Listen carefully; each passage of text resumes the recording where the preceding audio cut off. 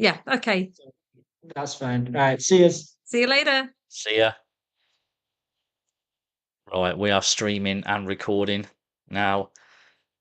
And did they say they're going to start the game at 22? That's correct. That's yeah. okay. It gives me 10 minutes to. I'll put the link on the Lincolnshire Chess Facebook page. Oh, excellent. I'll put it on my Instagram. Yeah. I'll go on. I'm assuming I'll go on my YouTube and find that.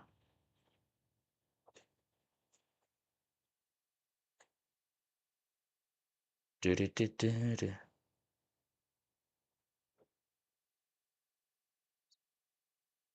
And then we'll get the link out there, and hopefully some people will join. Yeah. And then we can start chatting away. Oh, here we go. Here's the link. Right, share. Copy.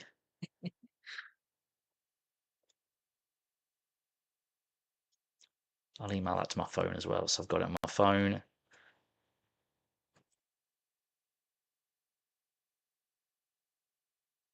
Yeah. Just send it out also.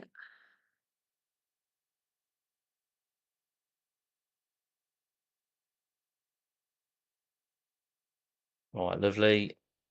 So if we start in about 4 minutes just talking about the match. Yeah, like I say, we are streaming now, but obviously the game isn't going to start until 22. So Yeah. if you want, I'm just going to. What I'll do is in that time, I'll just use it to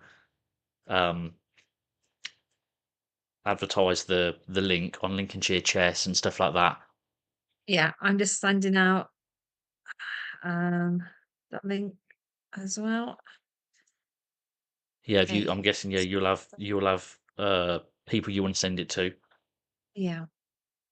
I mean, it would have probably there must be a way to start the stream at 22, but it's all right. It'll be Yeah, fine. maybe. We can look into that for next time, can't we? I'm only an amateur. Right, so if I do it on the Lincolnshire Chess, are you just doing it out locally, are you? Yeah, if that's okay. Yeah, no, do whoever you want. I didn't know there's a British chess page as well, but that might be a bit OTT. Oh no, I just the British. Really? Can we go OTT? It's up to you. You can put it on there if you like. I'll put a link to Scunthorpe. What is it? Chess Championship final Yeah. between Rico. I thought his first name was Rico, then his surname is Bradley Ellis, but it's not. It is that, is it? It is Because on that, the yeah. DGT board, it's got Rico dash Bradley Ellis. Oh, where does the dash go? Yeah, The dash I is think it between is. Rico and Bradley. Yeah, I don't know. Oh, We'll leave the well. dash out. You want to leave the dash out? Have you started? Nothing shown on the link Rico sent, and I'm on. That must be Craig's YouTube page, but can't find the link to live broadcast. I'm now putting the. Oh, do you want me to send you the link? Sorry, I need to send you it, don't I? Okay, you're sending that via email. Yeah, I'll send that to you now. Right. Okay. Let me WhatsApp that to you. There you go. I've just sent you the link to it. That's the link to my.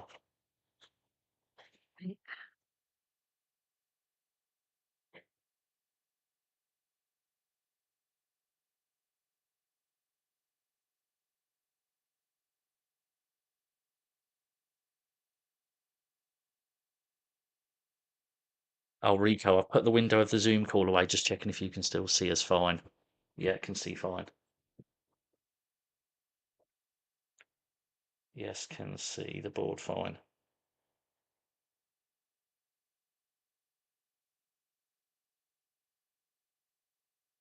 I'm guessing they'll come sit down at 22, will they? Yeah. Yeah. I think that was straightforward, is it? Yeah. So let me know what we're 37. I probably should have put on Facebook starts at 17:40. Let me see if I can edit that. But it's only 3 minutes. Start time 19:40.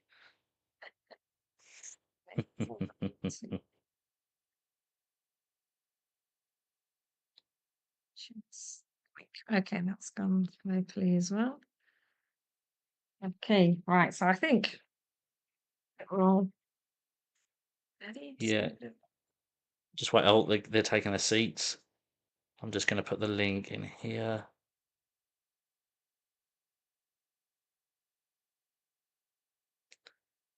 Oh, the predictions. Oh, they gave me predictions. What did I do with them?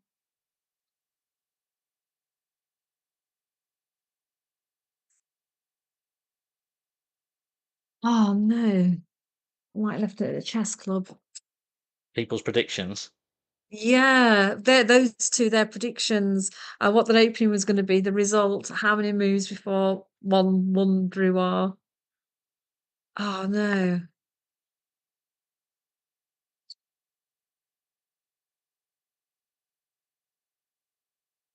Mm.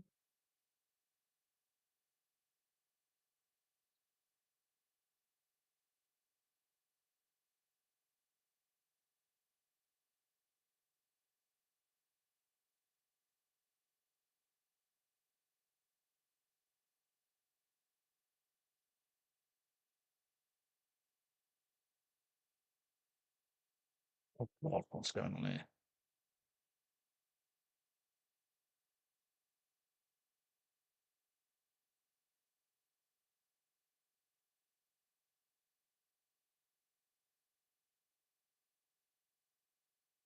Okay, how are we doing? Is that they're about ready to start?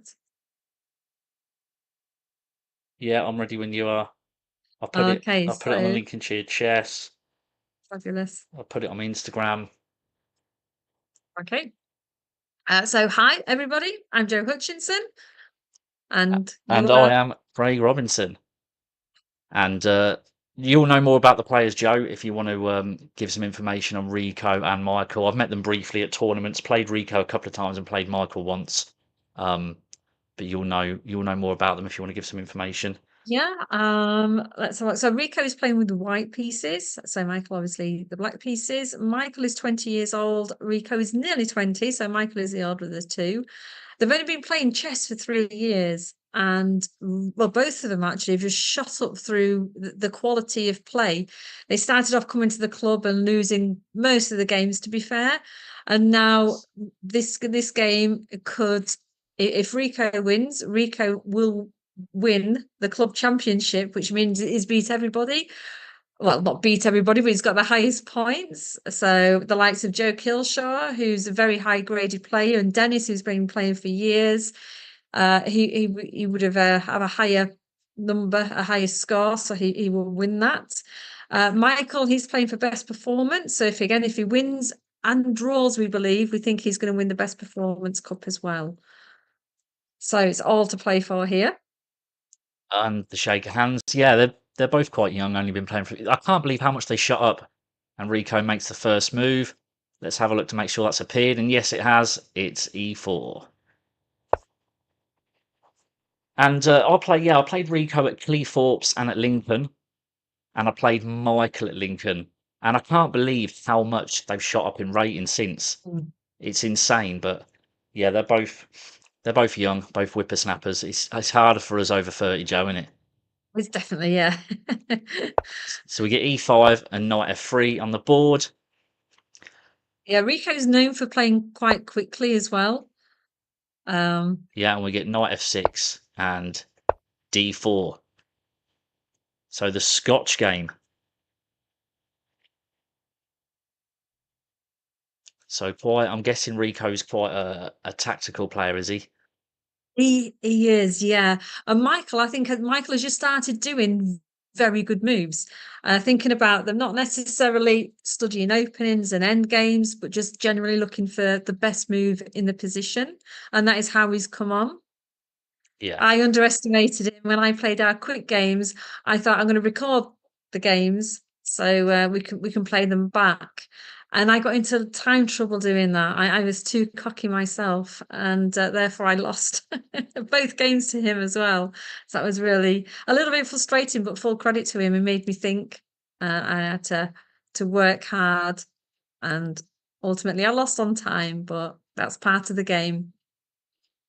Yeah, Michael just having a think here. By the way, both players started with an hour and 20 minutes on the clock. What about the increment?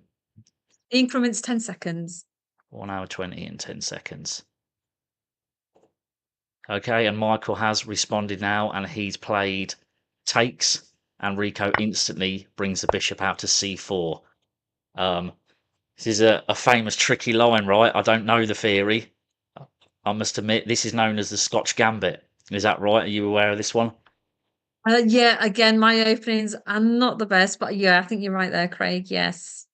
Yeah, it's something. I know it's the Scotch Gambit. I know these are tricky lines. Yeah. Quite a famous tricky line. It can go wrong for black pretty quick, but I must admit I don't know the theory. I would actually say I'm quite good on my openings. I practice my openings every day, but only my openings, my repertoire. So the Scotch is something I've never played, so I don't know the theory. Only I can just remember it vaguely from when you're a beginner and you're watching opening stuffs on YouTube. The Scotch Gambit always comes up. It's one of the kind of the first ones you learn, isn't it? It is, yeah. And I'm Well, now a D4 player. I've played D4 for years, so I never start with E4 or E5. that and And the wayward queen attack. That was one of the first ones I used to do. Bring the queen out early, and that you used to get loads of people used to blunder checkmate in like 4 moves. yeah, definitely. So you haven't been playing very long, have you, Craig? No, I'm only 4 years as well, 4.5 years since Queen's Gambit. Yeah. And since then you've appeared on TV.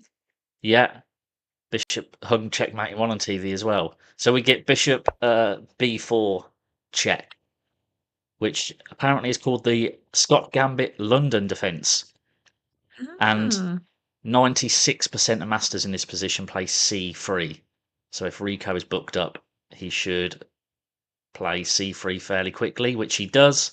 C3 is on the board, yeah, it looks the most natural move there, doesn't it? and D takes is played by 100% of masters. There's 75 master games on the Lee Chess database, and every single one of them, Black has played D takes. And I imagine these two guys know each other pretty well, right? Like they must know what each other plays. Or do you think Rico's pulled a different one out the bag to try and shock him? I don't know. Michael is taking his time here. They have known each other for nearly 4 years now. They met at college, and they had a really good chess club there. And then they attended our chess club, and they've been coming ever since. That's really nice. A good way to start. Yeah, I saw them both at the Doncaster Congress actually as well. So I first played Rico at the Cleethorpes Rapid a couple of years ago. And I beat him. He was playing the King's Indian Defence then, and he still plays it now. I was playing the English Yeah. back then. I won that game, but like you say, he improved really quick. And last time we played, which was at the Lincoln Rapid, he beat me. Um, and I was talking to him the other day, and yeah, he's like 1800 now, classical over the board. Wow. And Yeah. he's Just got. shot up. I Like was you say, like, when he told me, I was like, my jaw dropped to the floor. I was like, whoa, he just improved so quick. And I said, how have you done that then? Like, what's your secret? And he just said, I'll just play loads of classical chess. right, yeah, because a lot of people play blitz thinking that improves the chess, but actually you're playing with what you already know and instinctively Yes. rather than looking at a position, taking your time. Playing quickly doesn't really help your chess. No, that's I have been playing. I never ever used to play blitz. I was always I either play if I played online, it was 15, 10, or 30-minute rapid, but I tried to just mainly play classical. But I have been playing a bit more blitz lately just to try and improve my opening repertoire. Just to Okay. especially if I've got a tournament coming up this weekend, if you get lots of blitz games and you just make sure you're prepared for your openings, If you get Yeah. caught out by anything you've not seen before, you can make sure you're prepped for it. And, even in classical games, sometimes you can get in time trouble. So I found blitz has helped me a little bit, but like you say, you've got to be careful playing too much blitz. It makes you lazy and Yes. it doesn't exactly help your chess. Classical chess is definitely where it's at, and that's what's helped Rico get so good. He just said to me, I just play loads and loads of classical chess, and D takes C3 is on the board. It took a long time thinking about that one. He did, but good on him. If he doesn't know the Yes. Yeah. moves, he needs to take his time. And 66% of masters in this position castle, and the other 30% play B takes C, so we'll see what Rico does. Yeah, we've got Michael But looking at what we've got set up there is a laptop. He can't see anything that we're doing here. They've closed all that, so I'm not actually sure what he is looking at. Maybe he's just looking away from the board. Yeah.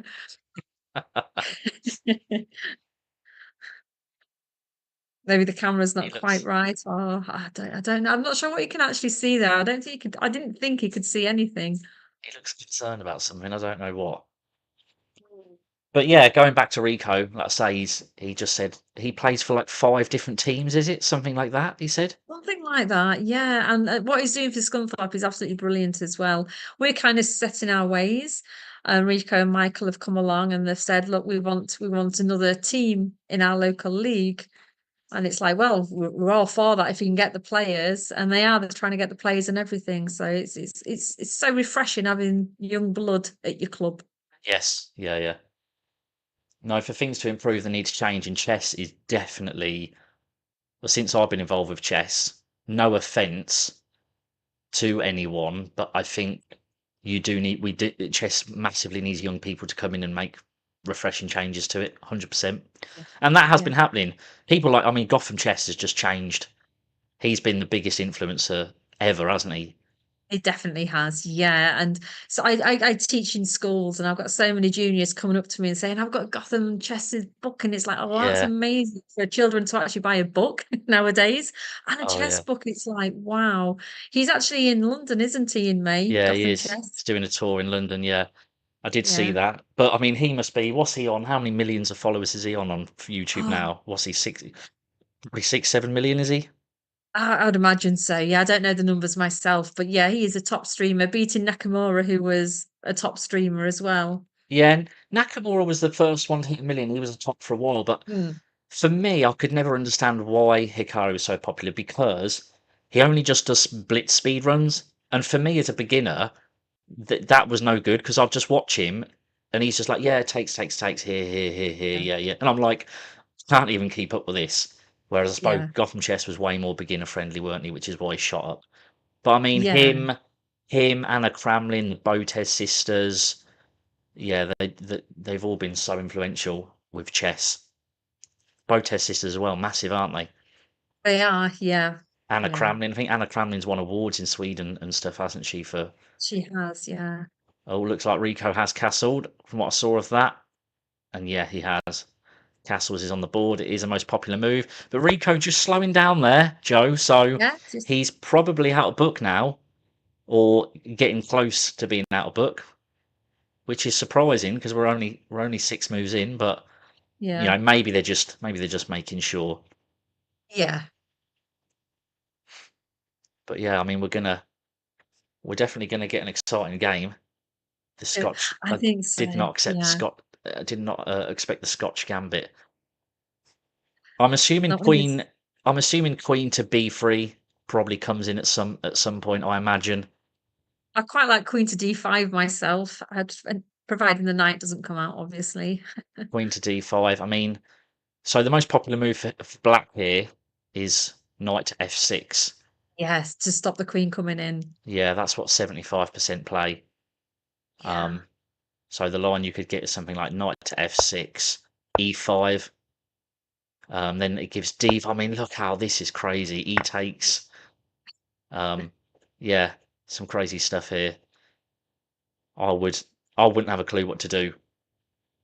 No, I'd be worried about the C pawn actually, thinking, although it's not so bad if I guess black doesn't want to capture the B pawn because that bishop then would be on this lovely diagonal, wouldn't it? Just aiming straight at the king if the king's in a castle that way. Yeah, yeah. I mean, yeah. Taking this and giving these 2 bishops here Yeah. to white just looks absolutely deadly for Yeah. black.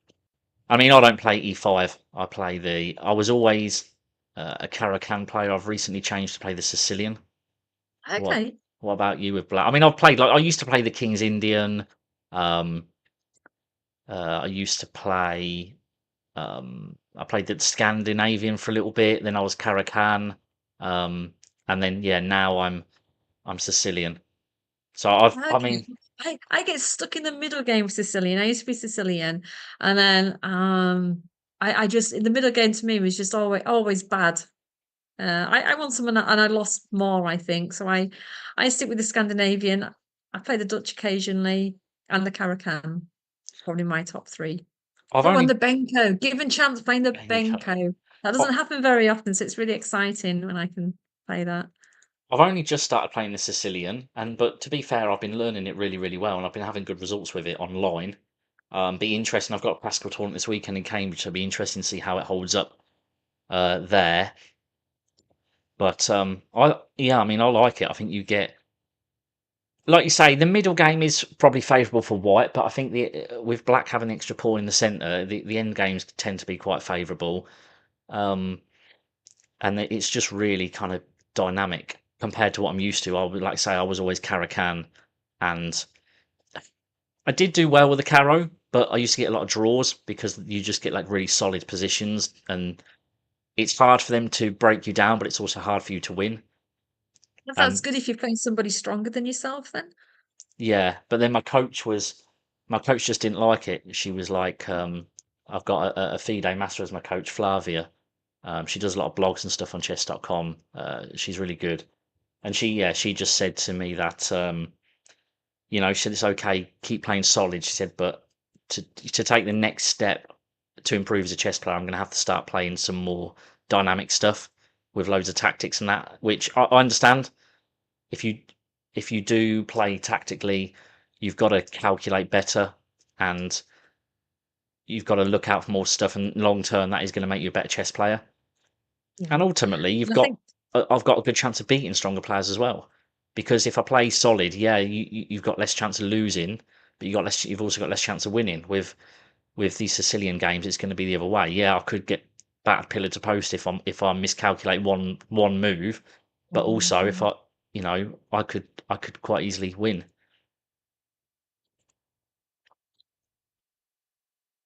Rico's still having a good think here. he's having this is not like Rico at No, all. And I was sorry, trying to say, Michael. Michael's having a good think, yeah, of isn't he? course. Yeah, Yeah, yeah, Rico castled yeah. and Michael's. So I think going off, Rico was thrashing the moves out pretty quick, but his last move, castles, he took a little while. Um, but Michael has been pretty steady for the whole game. Rico obviously has gambited some material here for activity, Yeah. but I Getting can more fully understand why Michael's taking his time here. This would be pretty scary if you get it wrong. It could be catastrophic. quite early on. Yeah, exactly. Yeah. And yeah, I wouldn't want to be in his position because I don't know the moves. I have no idea about Scotch Gambit. Hence why I'm getting the using the Masters database. And like I say, like we both said, knight to f6, by far the most popular I was move done it. here. So, he has no. Sorry, I was just playing on the board. Oh, that's you, sorry. Yeah, yeah. No, knight to f6. I was just saying, knight to f6 is by far the most popular. And quite interestingly, I know, master results were relevant to players at our level, but actually in this line, if black plays knight to f6 in that line, there's been 38 recorded master games and black has never lost one. They've mainly been draws or black wins. White's actually never Wow. won a game from that position. So, Oh, I think he has played it, hasn't he? let's have a look. No, he's played knight to e7. Oh, Knight to e7. okay. Blocks his queen in, but it does stop the queen advancing to d5. It's not a bad move, as you can see on the eval bar here, Joe. It's still fairly standard. It's giving sort of plus 0.5 to white, which is fairly standard. White always has a slight advantage in the opening due Yeah. to tempo anyway. So it's not a bad move, but like you say, it wasn't. Only one master has ever played this move, so we are getting out of book soon. That'll throw Rico. That could be part of Michael's plan, maybe. Yeah, it was a guy on Lee Chess. It was a game from 1981.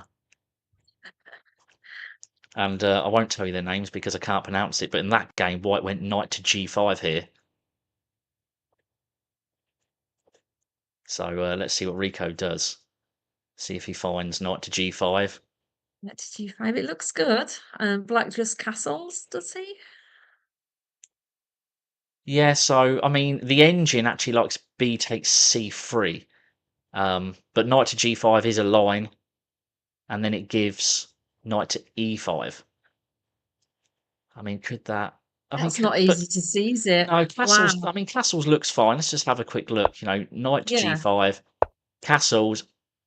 Oh wait, that would be a catastrophic blunder. Queen h5. And then you've got your threatening mate. So queen h5, you're threatening mate, but look at the pressure on this pawn. Yeah, there's 3 pieces attacking it. Only 2 So defenders, and one of them is your king, which isn't very good. knight to g5 is a pretty scary move if Rico can find it. But I think, like you said, Joe, it's easy for me sat here with the engine on in the database, but trying to see knight to g5, maybe not so easy.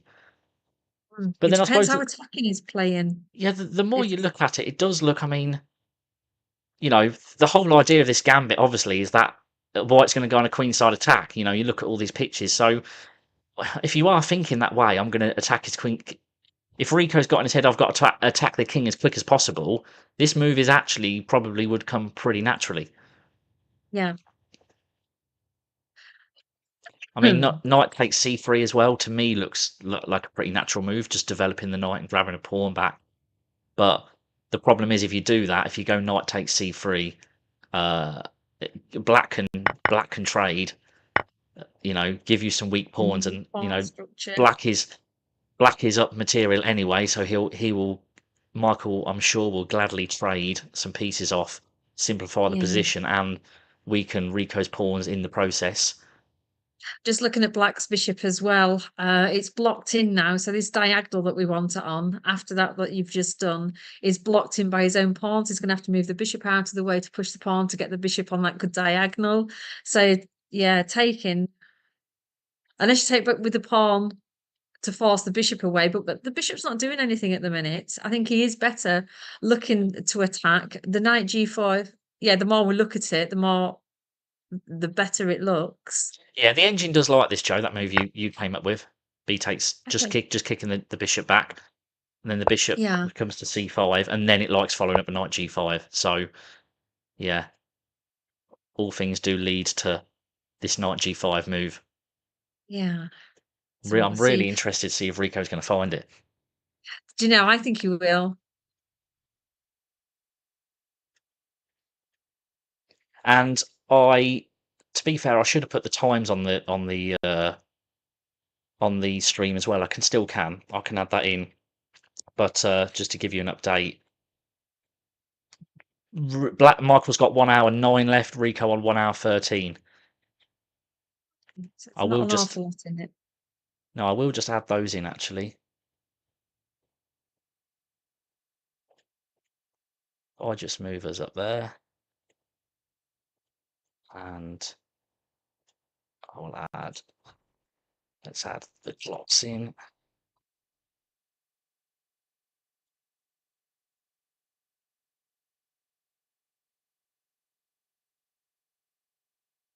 Go. Just edit that in. As we mentioned, they are good friends, Rico and Michal. They play pool together and poker.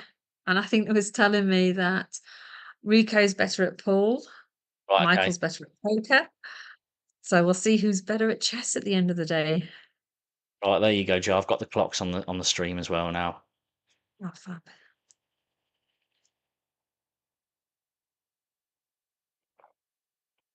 Time pretty even. Rico ticking down to 1 minute 11 now. Michael's sat on 1 minute 9.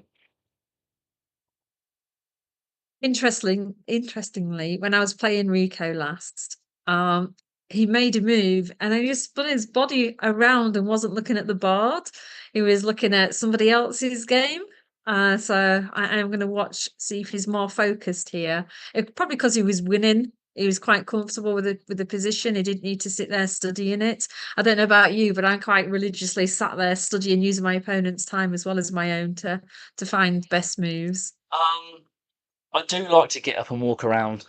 I just find it helps, just because being sat being sat in one position for, a few hours can be pretty uncomfortable. So I do like to stand up and walk around, but apparently it's not good. They reckon you shouldn't do it. They reckon you should stay at the board and stay focused. I did watch a video from Grandmaster Danny Gormally the other week, and he said that. He said people get up and walk around, but actually you're just cutting your focus out. He said you should stay at the board. And like you say, Okay, well, I'll agree and I'll disagree with that, because when I've been in losing oh, positions, that it's looks done it. like knight It's done it. g5, and that Oh, is knight g5 on the board. So we get sorry, I've messed the moves up. He went knight g to e7 and then knight to g5. So Rico has played knight to g5. This is going to get interesting because, as we said, it is. Joe, castles Most natural move is to would castle, isn't it? Here. would be bad due to queen h5. In fact, I'm going to tell you now, the engine lines give one move what isn't completely losing. Knight to e5 is the only move what keeps equality. Anything else after that, Rico's winning. The second best move is +2 on the eval to Rico. Knight e5 is literally the only thing. And the idea of that will be that he's defending this focal point of f7, and he's also attacking the bishop at the same time. Yeah, So and if he doesn't move the bishop, obviously we take it. obviously Michael would love to take this bishop. If Yeah, Rico drops the bishop back, Michael can kick the knight back away, and he should be fine. There is this scary sack with a bishop or a knight here, but he should be fine. We get a line like this. All right, it's getting the bishop back. So I mean, it's going to get Oh. it's crazy stuff. It's really crazy stuff. Michael is still at a pawn up, but yeah, it's really crazy stuff. Let's go back to our main position, which is here. So as discussed, Michael has to find knight e5. He has to. If not, he's in trouble.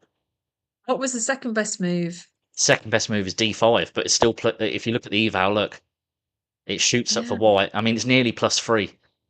So, and that's the second best move. So there is literally one 95, the only move. He has to find 95.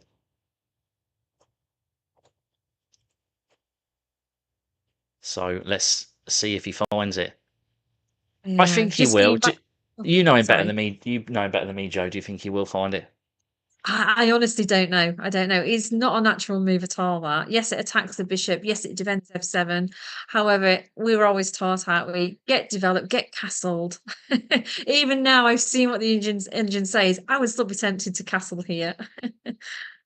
Yeah, I mean, the thing is, obviously, if you castle this, this is nothing to worry about. But black would be happy to trade his rook and pawn off for them 2 minor pieces. Yes. I think black would be better here for sure. Yeah. So Like black can just hide now. Hide yeah, the king. yeah, definitely black would be fine here. It's something you see beginners do a lot. They take on this pawn even though there's a rook and king defending, and they think they've done a good thing, but really haven't. 2 minor pieces is better than a rook. So yeah, Especially when they're so active like they are. it's got to be 95, like we discussed. If he castles, queen h5 is going to come in, and it's going to be deadly. Yeah, 95. I mean, yeah, it makes total sense. Obviously, you're defending this soft point. You're attacking the bishop at the same time. The knight is on a lovely central square. Then, once you've gained the time, you can kick the knight away, and black should be absolutely fine. And I imagine Michael's probably going to have a good think right now. Yes, yeah. He had a quick reaction there. He's like, I'm guessing this must be new for Rico. I can't imagine if those two are good friends. I cannot imagine he would just play his normal. Rico would just play his normal stuff against Michael, because Michael would be prepped. I mean, if I was playing my friend in a championship final and I knew what they played, 100% I would be as prepped as I possibly could be. So I've just got a feeling this could be something new that Rico's pulled out the bag. I'll have to ask him after the game. Is Scotch Gambit something you normally play? I can't imagine it is. I'd be shocked if this is something he normally plays. I think this will be something he's pulled out the bag for this game. Yeah. Yeah, I agree there. Just going back to what you were saying earlier about getting up and walking away from the board, I think Rico's just done that, hasn't he? Has he had a drink? Yeah. Sometimes I think it's good to do that. Like I said, I sit there and I focus. But I'm not really if I'm in a losing position, this happened to me at was it Sheffield when we had all the county matches all together? And Yes, I was I was there at Sheffield when we had yeah, the county. Was we in that? Me and you was in that little room with the DGT that's boards. right. Yeah. Yes, yeah. And I was on the back foot all the game, and chess is psychological. And I was inside, I was like, oh, this is just going to be over at some point. You know, I can't possibly win this. And if I'd stepped away from the board, got some fresh air, got a cup of tea, whatever, come back and looked with a fresh set of eyes, I actually missed a winning move. But because I sat there with this defeatist attitude, I Yeah. didn't even look for it. So, yes, it's good to get up and move about occasionally, maybe. I think I suffer I suffer quite badly with psychological side of chess. I get. Oh, Oh, he's done it. Has he done I it? think that was 95 by the looks of it, and it was. Ah, Fair play, Michael. He's found well the done. only move, 95. Good on him, and this game remains equal. Even though you can see up in this corner, Michael is +2 in material, but he has activity and he has threats, so the engine just evaluates his position as equal. But it's going to be a good game. It's been exciting so far. Yeah, it's all action. Nowadays as well, I think they teach you to attack more, don't they? Yes, yeah. Extend your pieces as far as they'll go, get them into attacking positions. And I think Michael's left the board again. Yeah, I like to. I've got loads of chess books. I'm a bit of a. I have a bit of an obsession with collecting them and stuff. And I've read quite a few. And like you say, the old chess books, they teach you kind of the old principles. You know, play positionally, keep your pawn structure intact, etc., etc.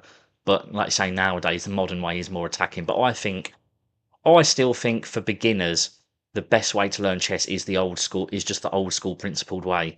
Just like get your pieces out, keep your pawn structure intact, look for weak squares and etc. etc. Just the real how the old like Nimzovich books and how they used to teach you to play. Put your rooks on open files, control the center, all Yeah, that basic stuff. I think if you're a beginner, it's still the absolute best way to learn and to play. And I think once you become a good player, once you're like 1500 level, then you can start like learning really attacking lines and playing attacking. I think to learn yeah, you've chess, got you to should understand. definitely Yeah, do the you've got to basics. understand the basics before you move on to the more advanced positional, I suppose. I'm looking for your basic tactics to start with, but then if there's no tactics, you need to find your positional advantages. So you have to understand the board. So I totally agree. Yeah. And yeah, like you say, getting up away from the board. Yeah. Sorry, I was talking about psychology. Actually, yeah, I can be bad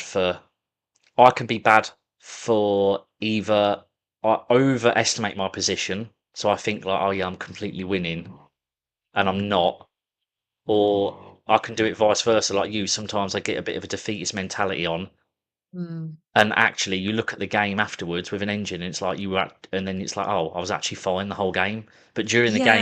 during the game, you convince yourself that you lose. You're like, oh, I'm completely losing here. This position's terrible. Yeah. And then you look after and you're like, oh, actually, I was fine. What was I even? Sometimes once once you analyze your games from a tournament or whatever, like a week later, once that emotion's gone and you're looking at it with a fresh pair of eyes, you'll kind of look and think, what was I even worried about? Like, what was I so het up about? It's kind of weird, Yeah. isn't it? You get yourself you get real trapped in your own head, and yeah, Yeah. That's why I think getting up when you're in your little cocoon to get up, have a wander around. I think that's a good idea just to break that mentality. mm,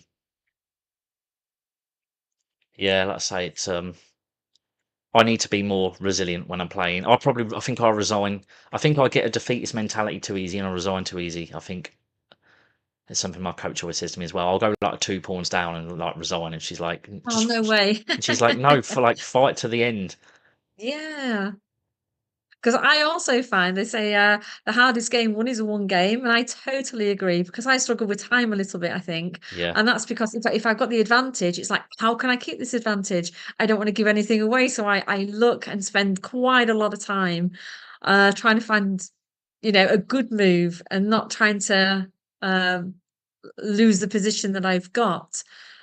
So yeah, the hardest one game for me is a one game as well as a lost game. no, it is. Winning the one game is the hardest thing to do. I think I'm actually not too bad anymore, but that was always my biggest struggle in chess. Is I would go like a piece up or like a couple of pawns Mm. up, and I used to just really, really struggle to convert because, like you, I used to spend way more time, and my clock would start getting low, and because you know you're winning, you put way, way more pressure on yourself, and you like psychologically like kind of. I used to crumble, used to fall to bits, And end up losing. and end up losing. Yeah. Oh, yeah, that's really frustrating, isn't it? But on a similar note, I've offered draws because I'm winning, Really?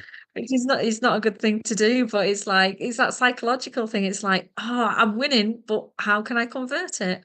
Mm. And it's like, do you want to draw? Easy option. And I don't know what I was going to say now, but oh yeah, I was talking about that I resigned too easy. But the funny thing is, my first ever chess tournament was a rapid in Hull, and in one of my games, I actually went a piece down and just carried on playing and actually won the game. That was like my first ever chess tournament. So yeah, it Oh, that's a good, just goes to show, even at a higher level, people can go a piece down and still win or still get a draw. And especially that's in blitz games as well. Yeah, I mean, I'm talking more like classical. Like, I wouldn't resign from a blitz game going a piece down, but like, I mean, I think I resign too easy in classical games because in classical games, I just think once I'm like a piece down or a few pawns down, I think, oh, they're not gonna blow this. Like, they're good and they've got a lot of time. They're not gonna. I sit there thinking, why do I want to torture myself for like the next hour and a half trying to grind out this completely lost position? But I think you've got to. I think you have to. I think it's the way to learn, isn't it? Mm, So what does the computer recommend here then? Do you drop your bishop back? let's have a look.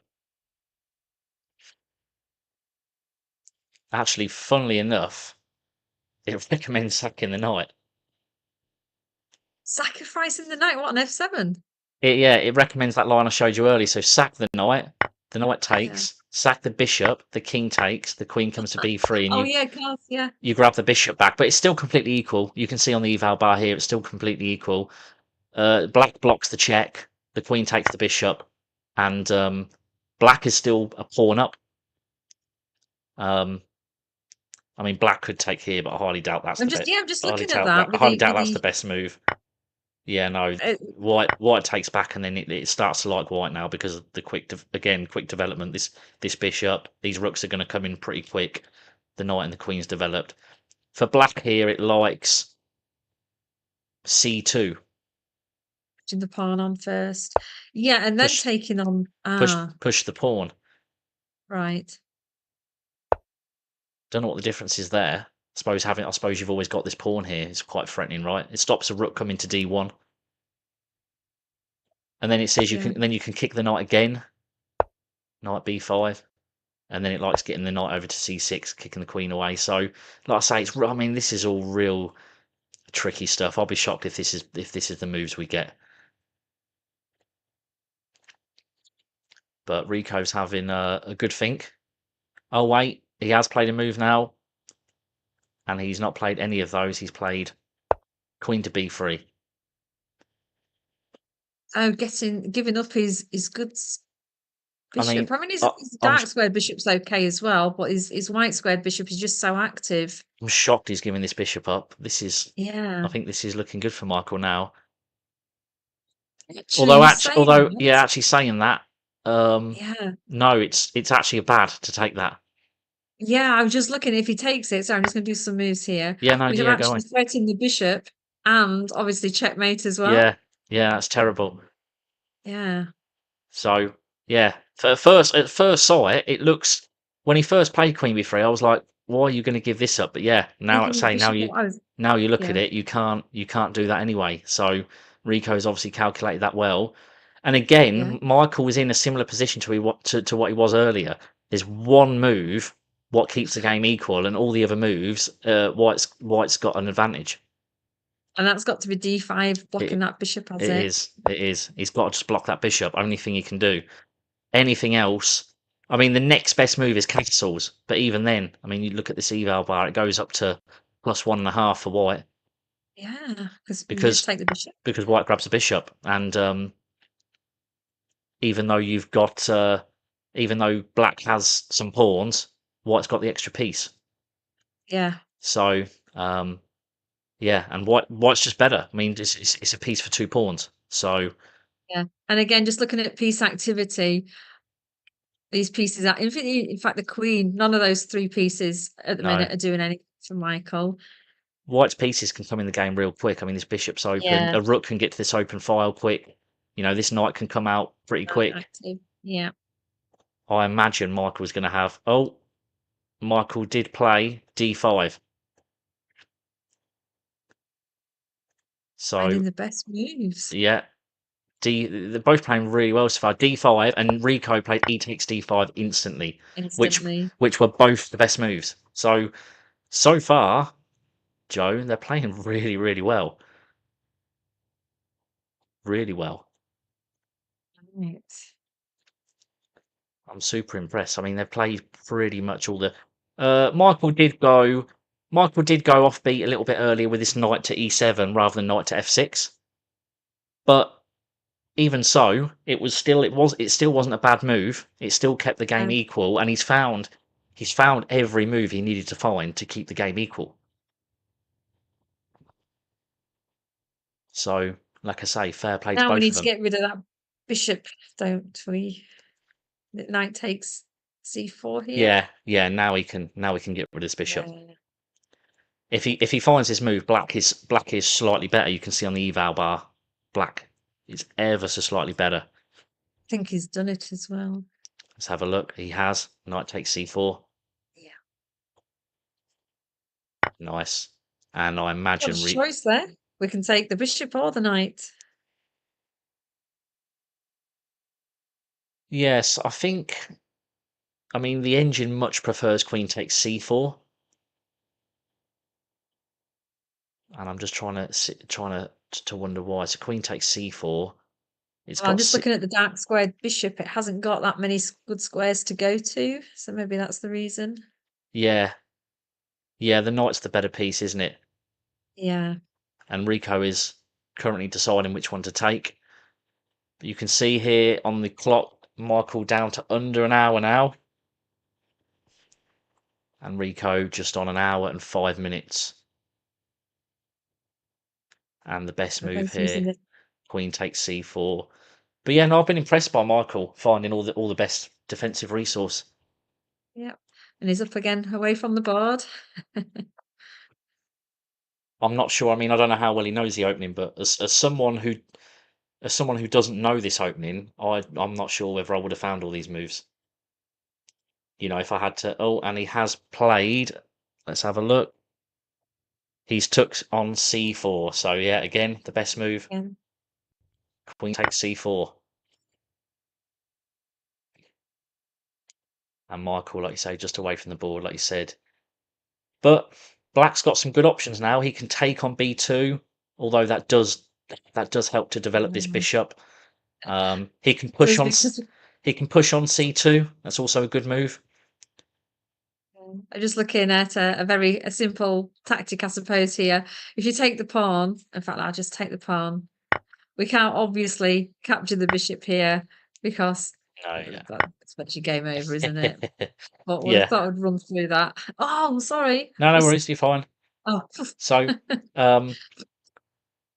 yeah, sorry, yeah. So where are we? Queen takes C4. Yeah, obviously this bishop isn't hanging due to tactics. Take here with a fork, and yeah, you're going to make a second queen in the corner. But it's interesting what Michael will decide to do. Whether he'll take, whether he'll push, whether he'll retreat the bishop. Retreating the bishop to D6 is also a solid move. So there's Yeah. a few choices here, which is a good sign for Michael because for a few moves there, he only had one logical choice that he had to find. Now, now the engine's actually giving 4 or 5 moves he can play, and he's still fine. So I think that just shows he's probably maybe not out the woods, but he's getting there. Yeah.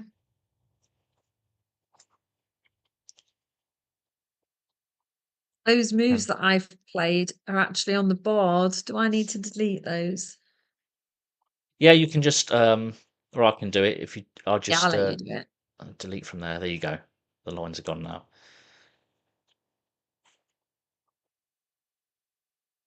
I was just watching Rico just to kind of look at his body language. I don't know if maybe he was hoping Michael was going to slip up by now, and it must be quite deflating when you play something tricky like this and your opponent actually just plays all the best moves. Psychologically, that could just give Michael the edge, and Michael Yeah. back at the board now. I like the black shirts, by the way. Yeah, they're very smart. And that's what I was saying about Michael earlier. He has been doing playing the best moves. It's not just a case of throwing any moves out there. He takes his time and finds these good moves.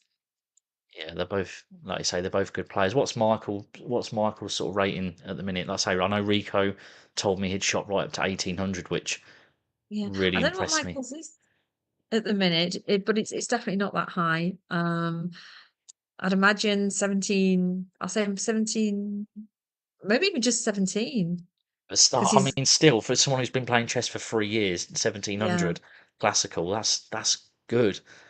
I yeah, mean, like I'm 1700 on chess.com, but I tell you what, when you like, it's all right chess.com, but when you actually go to tournaments and play classical games, it's like the level is so much harder. Like, I mean, at the Doncaster Congress, I played a couple of 1400s, and you would think, 1400, like I beat them easy. No way. They are good players. Like, I played one guy who was 1400, and we literally went 15 moves deep in Master Theory. He knew like all the moves, and I was like, this is crazy. Like, it's so much harder playing over the board classical chess. The levels, I've just that's the one thing that shocked me. Obviously when I first started playing, I played online, but I think when you actually start playing, going to tournaments and playing over the board classical chess, it's actually quite a shock to the system at how high the level is. yeah. And another thing that's a shock to the system I found is how many youngsters there are and how good they are. Yeah, You get some children that need booster seats so they can see all the pieces and they just make amazing moves, win the games. It's scary. I know. Yeah, I've got a friend at Spalding who I go tournaments with, who's a really good player. He's like 2200 on the board, and he like hates playing kids. He's like, there's nothing worse than playing kids. He's like, yeah, like you said, you just get some kid that can like barely sit at the board because he's not tall enough, and he's like, and he'll just like demolish you Yeah. while they're chomping on a bag of Haribo. It's And like, not even looking at the board. and it's crazy. And Yeah. I can I sit it. The thing is, it feels humiliating because I sit there and think I'll study chess like every single day of my life, and this kid just like learns how to play and just becomes amazing. Their brains are just like sponges, aren't they? They learn stuff. It will take me a year to pick up what a kid can pick up in like a few weeks. Yeah. And that's the problem, isn't it? Yeah. Also, I do sometimes think I wish I'd started playing chess when I was younger, but then actually, um, I don't know. I don't. It would change who you are as a person, wouldn't it? So that you don't want to think, oh, I wish I'd done this, I wish I'd done that. And actually, I think it's quite enjoyable being an adult learner. Yeah. Yeah. I think the challenge of being an adult learner is what makes it really fun. Well, I started playing when I was about 5 years old, and I've played virtually all of my life, but I've never played competitive. Well, no, I used to play competitively as a junior. The head teacher at my junior school was very good. He used to take us all around the country, so that was really good. Um, but I never got any coaching or anything like that. Just used to play chess and make the Yeah, moves, good moves, but bad moves, win some. also the big thing is as well. I think for people who play chess all their life, like yourself, is there wasn't nowhere near the resource about that there is today. I imagine you had to learn from books and magazines and stuff like that. Whereas nowadays, a kid can just go on their phone, their iPad, whatever, and they've got a million bits of resource out there. Unlimited puzzles and videos and courses and lessons. Whereas, I get years ago you were limited, weren't you? You couldn't just Yeah. go. I mean, unlimited games now. You can go. I can sit in my own house and play people all around the world. Whereas back then, if you wanted a game, you had to go to a club or go to a tournament or something. You couldn't just find a good chess player. Do you know what I mean? You couldn't just walk down the Yeah. road and find a Yeah. good chess player to play. So, but I wish again. When you say about that, I do sometimes think, oh, chess would have been better then. I think chess would have been better before the internet because I like the idea of that. If you want to learn, you have to get a book or something. You have to study by yourself. You have to get a coach. You haven't just got everything at the click. It's not easy, not like now with everything at the click of a finger. And I prefer, to learn your openings. You couldn't just go online and learn an opening. You can learn an opening in like a day now, can't you? Like, Oh, yeah. Yeah. whereas back then, I suppose, you had to go and get the book and you had to. So I feel like it was more chess was better then when you didn't have all the resource because you had to work for it more. And I think I would agree with you, but I was very lazy and I didn't read books or anything. yeah, I just used to go play with my granddad every weekend, play at the chess club at school, and that was it. We didn't have any chess books or anything, so how about like learning? How did you learn like I didn't. your tactic? Oh, No, I think that's just by playing. just picked it all up naturally. Yeah, just I used to go to my nana and granddad's every weekend, and we used to do dominoes, cards, and chess. And my granddad was quite a good chess player, and it's just yeah, you just play people better than yourself, and you do get better. I've got an 11-month-old daughter. She's nearly a year now. Daughter. And I'm not, obviously I won't push her, but I do really hope she's into chess. Yeah.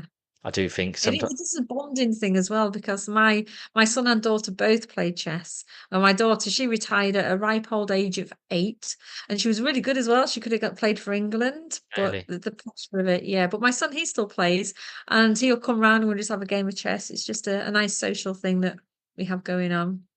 Exactly, yeah. And that's the thing I like the thought of is like, she's into chess. She comes home from school, and it's something we can do together. And it's yeah, it would be nice, but yeah, I mean, I'm probably hoping for something that's not. I can't imagine it, but then you never know. You never know. I won't push her into it. I will wait until she naturally comes. At some point, she'll be curious, won't she? Like if she sees me always reading books and at my board, she's naturally going to be curious and ask questions. But like you said, with the kids, it's whether they stick with it. Yeah. You get a lot of kids. I talk to a lot of people who say, "Oh, I got my chessboard out, and my kid absolutely loved it," but then they've never done it since. So it's like Mm. with kids, it's they love doing things, but it's actually sticking, isn't it? Not many things actually stick. Yeah, especially nowadays, I think, because everything's like you say, is at hand, isn't it? So you can do chess one day and then just go on to all these other hundreds of games Yeah, online and exactly. yeah, Yeah, so I think the attention span's maybe not as good as it was years ago, maybe. yeah, definitely. I don't get any proof to back that up. It's just No, I what I think that's thought. pretty. I think it's pretty common knowledge now that yeah, attention spans are completely different to what they were. How have you been? You've been keeping up with Chess Masters on the BBC? Yes, yeah, yeah. It's great. I really like that. Yeah, Dima. I mean, I really like Dima. I got on with Dima really well, so it was a bit good. She went out the same way as me, doing really well, winning the game, and then just blunder. So Yes. I'm Yeah. obviously happy for Kel, but my God, he rode his luck in a couple of games there, didn't he? But the good players do. The good players get lucky, don't they? If that's the old saying, Yeah. good players get lucky because it's not just luck, is it? It's constantly putting on the pressure until they crank. I had a discussion once with a guy from our club who said there's no such thing as luck in chess. No, no, And there's I not. totally disagreed with that because it was I find my pieces just happen to be on really good squares. I hadn't planned 20 moves ahead for my bishop to attack the f7 square. I'll just use that one. I was just developing it, and it just happened to be in a really good spot. So I think there is a bit of luck involved. I know maybe you didn't plan it long term, but you still put your piece to a good square, didn't you? That was still you did Yeah, that. But I know what you mean. Maybe I suppose you can get lucky in the sense that you can play a good player who's maybe just having a bad day or stuff like that. Because I find chess is very we were saying how it's very psychological. I find also it's yeah, very mood determined. Like if you've had like a stressful day at work or you're a bit tired or something, your performance like rapidly drops. yeah, You have to be mentally and physically in a good place to play well. Especially these yeah. long classical games. Yeah, I have found as well though, talk about mental health or even just health in general. I went to play this game, a classical game, and my throat was all sore, and I thought, oh, do you know, I feel terrible. And I sat down at the board, and that was it. My throat was fine. I didn't even think about my throat because I was concentrating that much on chess. Played the game. I can't remember if I won or lost or drew. I can't remember the result of it. Came back, sat in the car, ready to drive home. And it's like, oh, my throat's really sore. But while you're playing, there's nothing. There's you in the board, isn't there? Doesn't matter if your throat's sore or your leg's falling off. It doesn't matter if you've got a chessboard in front of you. Yeah, Michael having a good think here. He's down to 45 Yeah. minutes. What am I right in saying Rico just needs a draw to win the championship? No, if he gets a draw, I think he draws the championship. He needs a win to win it. He needs a win, right? Hence why he played the Yeah. Scotch Gambit. Then he's going all out, Yeah, definitely guns going for blazing. it. Yeah, like I say, I can't believe how quick these guys came up. Fair play. But no, I'm gonna take Rico's advice on board. He basically just said he just plays loads and loads of classical chess, which is probably something I don't do enough. I'm gonna try and I did a tournament in February. I got another one this weekend. Then I want to do another one in July. So I'm trying to sort of do a tournament every sort of couple of months this year. Oh, that's good. Yeah. 3 months at the most. I don't want to go any more than 3 months without doing a tournament. Right. I think Do you so. play in the local Lincolnshire League? No, we play in the Cambridgeshire Leagues, but I play for Spalding. And even though Spalding is in Lincolnshire, we play in the Cambridgeshire League. So we play teams like Peterborough, March. Well, there's actually 3 clubs. There's 3 clubs in Peterborough, one or two in March, and then one in Bourne. Right. So that's Bourne's Lincolnshire, but Bourne, isn't it? yeah, Or is Bourne's that? Lincolnshire, but they play in Cambridgeshire as well for some reason. I Hmm. think the reason we don't play in the Lincolnshire League is because I think people felt it was too much driving. Mm.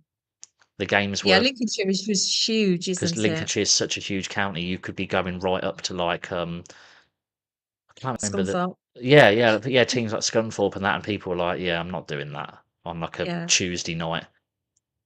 Whereas in the Cambridgeshire League, the furthest we have to go is Peterborough, so it's like not too bad. In fact, no, the furthest we go is St Ives. St Ives is the furthest we go, but even still, that's only like 45 minutes. So the Oh, drives okay. aren't. Whereas Scunthorpe, I mean, like say in the Lincolnshire League, I think we could be driving hour and a half maybe to some of these clubs. Definitely. Yeah. Yeah. And then the last thing you want to do is when the games start at half seven, your game's probably gone on for 2.5, 3 hours. It's 10 o'clock at night, and you think, oh, I've got like an hour and a half drive home now And Lincolnshire roads are not great, are they? on Lincolnshire roads. Oh, Yeah, exactly. windy.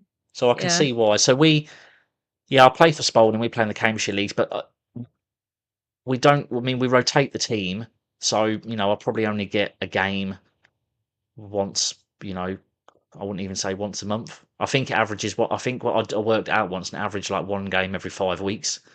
So it's not Okay. it's not a large quantity of classical chess, really, is it? No. You said he's going to play a tournament in July. I'm just thinking because Rico told me he's going to play. He's going to play in the Durham one. No, I'm going to do the British Championships Ah, in Liverpool. in Liverpool. Yeah, I'm really looking forward to that because Talia and Richie Yeah.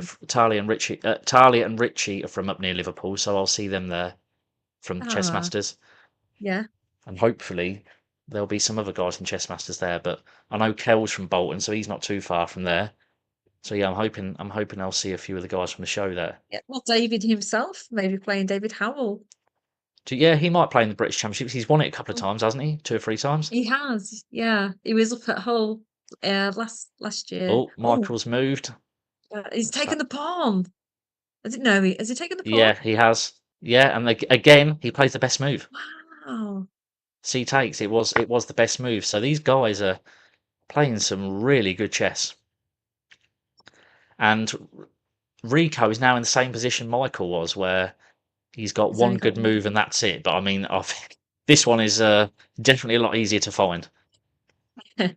Yeah, I think this one's a no-brainer. I'll be shocked if he doesn't play this within 30 seconds. yeah.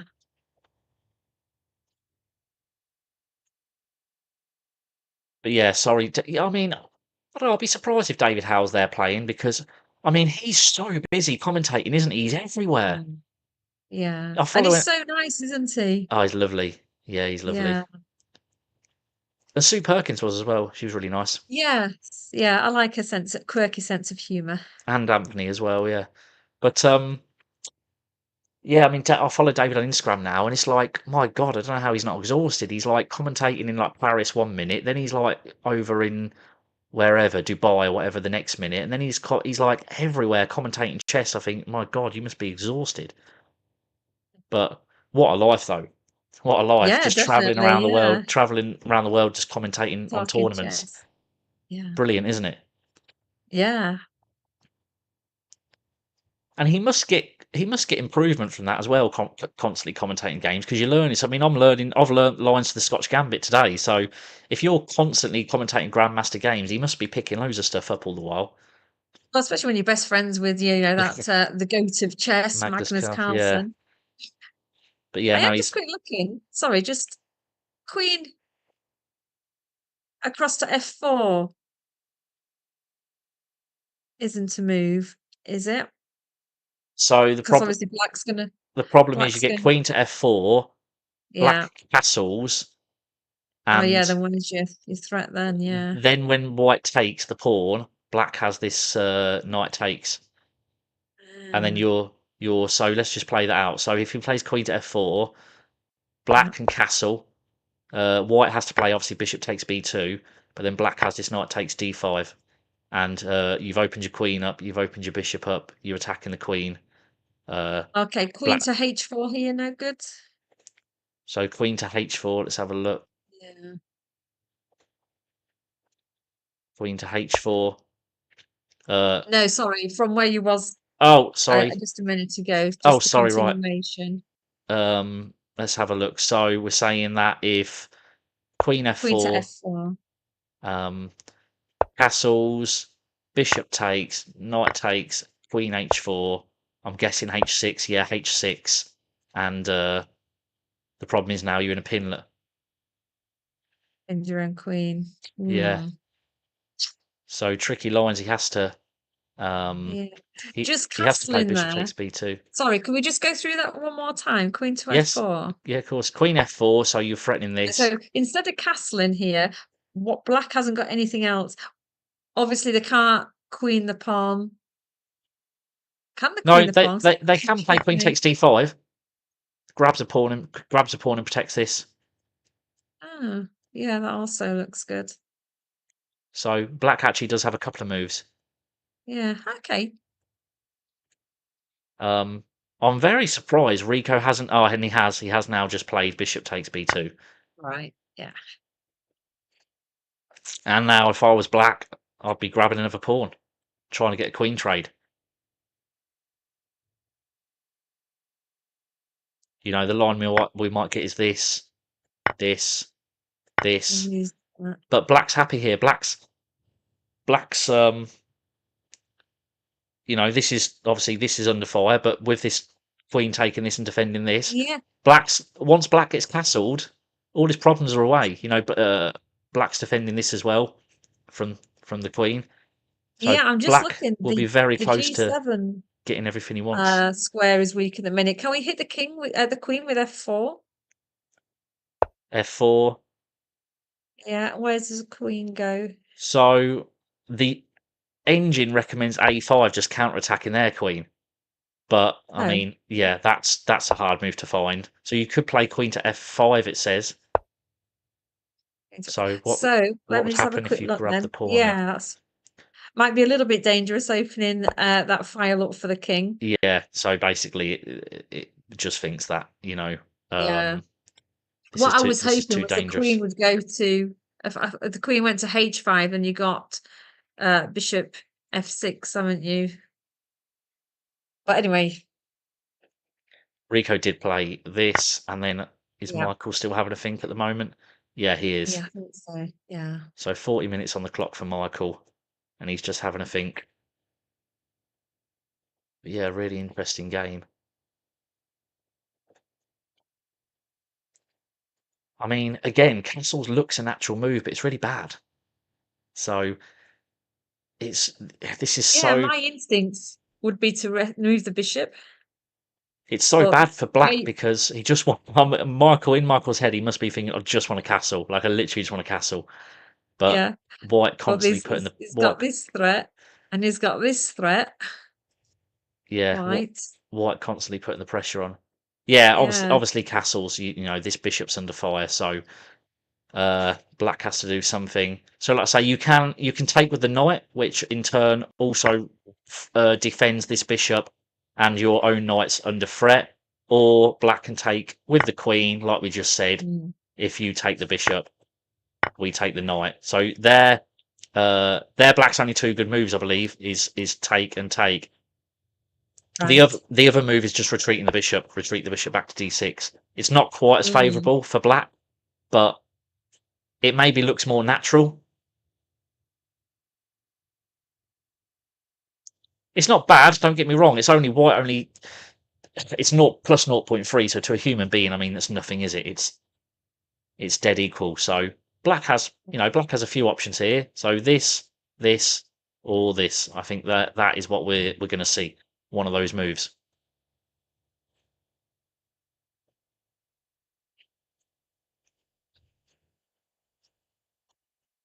Because it's okay grabbing that other pawn, but I think grabbing pawns gets pretty scary. Yeah. When Bishop it d opens files up towards your king. exactly. I think to me, bishop d6 looks the safest from a human being perspective. Bishop d6 just looks safest because, like you said, it's it keeps a pawn here, so you're not opening this d file, and your bishop's nice and safe, protected by this pawn tucked away behind this. It kind of just looks more compact, looks more solid. Whereas, like you say, once you start even though you can technically grab a pawn, things start getting really open, and your king's still sat in the middle. So Yeah, just looking at the king sitting in the middle. If queen takes, sorry, I'll just quickly have a quick look at this. And have we got that? let's have a look. I mean, you've got bishop Stops him e6. from castling. Well, you've got bishop e6 blocking. Yeah. I mean, you can also threaten checkmate. Okay, is that a huge threat? Can we just push the pawn here? Mind you, white can take a pawn and defend it. And then black Ah, can get castled.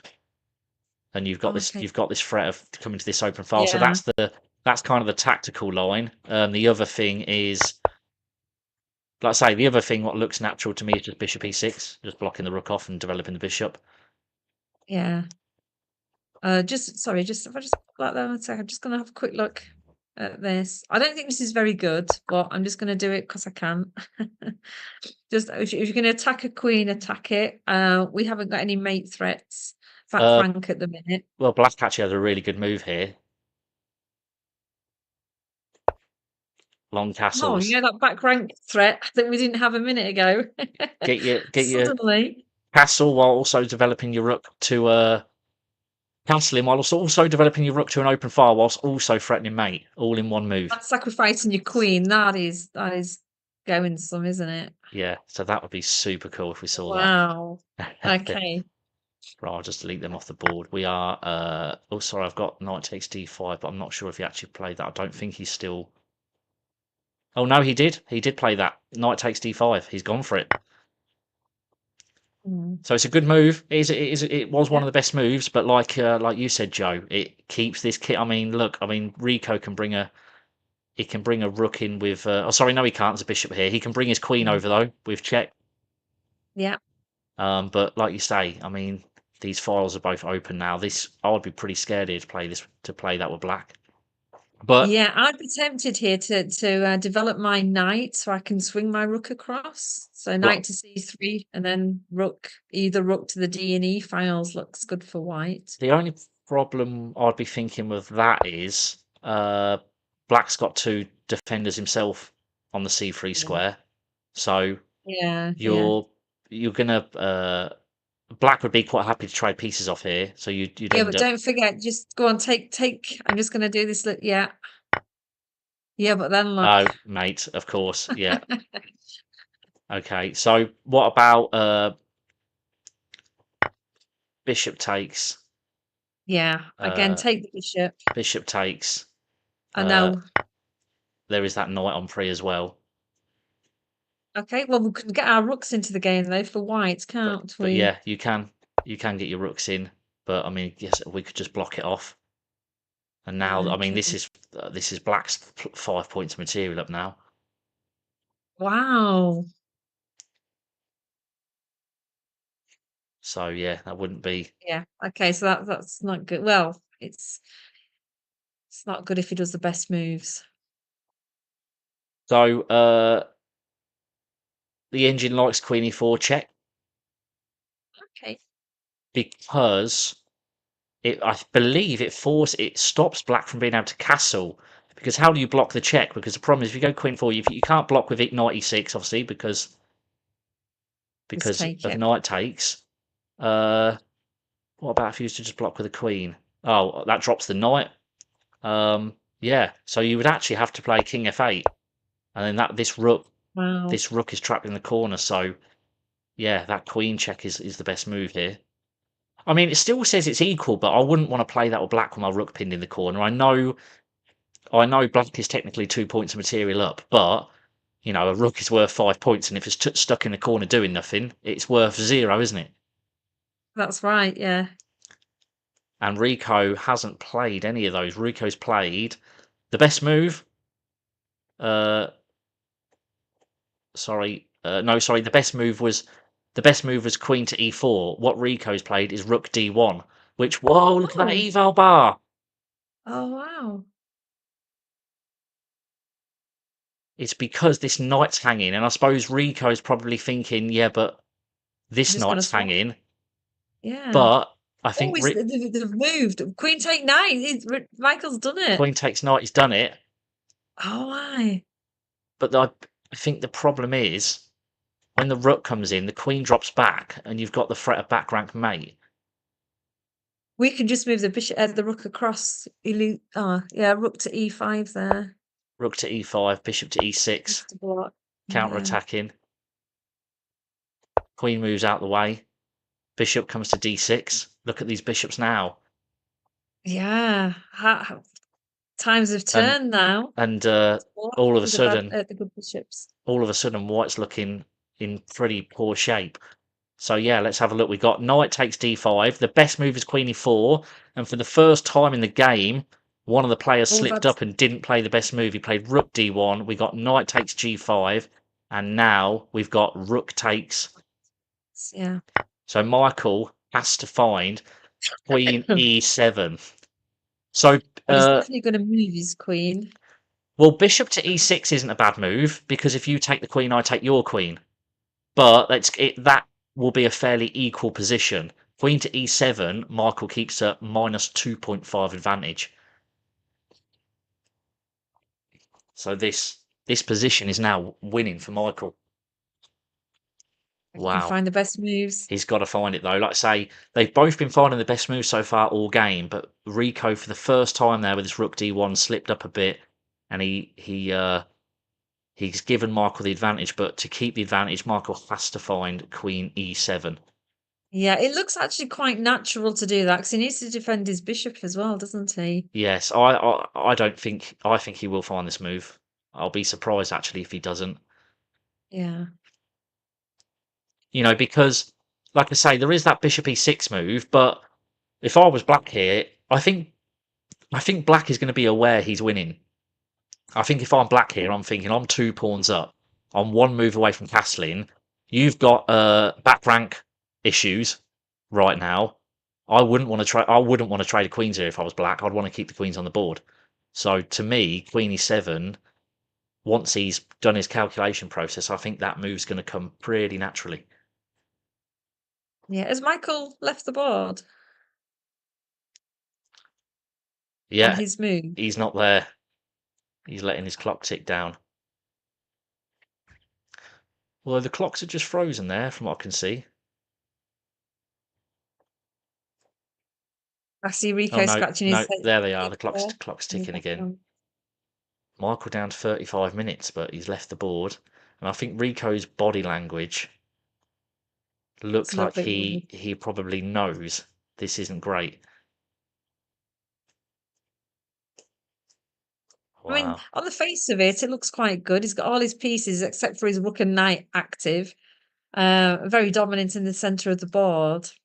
Yeah, it'll be interesting to see what if we was to look at if we was commentating this game with no eval bar, no engine. It'd be interesting to see what our thoughts would be, what moves we would find. Yes. We probably should have done it that way actually for our own benefit. Yeah. But then it's always exciting when you see the swing of the eval bar. It's actually a debate at top level chess, isn't it? Whether commentators should have an engine or not. All right. Yeah. Yeah, I've seen quite a lot of debates about it, like online and stuff. People saying some people think that commentators shouldn't have the engines, the eval bars. They think it should just be done Mm. naturally. And I can see an argument for both. Yeah. I Same really here. can see now, like it's been really good today for me and you to actually show the lines. Like, oh, the computer says this, and you can see all the lines, and it's really interesting. But then on the other hand, I do think I can see the benefits of doing it without an engine because Yeah. I you suppose a more can, human yeah, it gives a more thought human, process.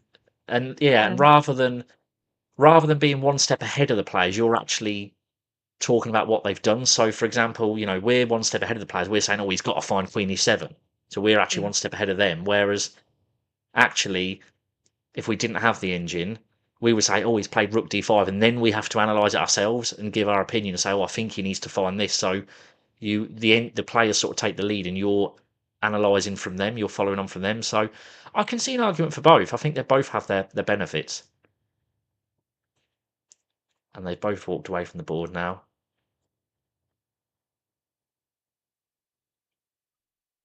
Like I said, I don't know. Is there? Do you think they're just going to take a drink and get their eyes off the board for a bit? Yeah, yeah. They both of them do like to walk away from the board quite often.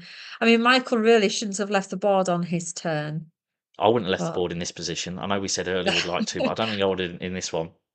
no, I'd have had my eyes down thinking, what is going on?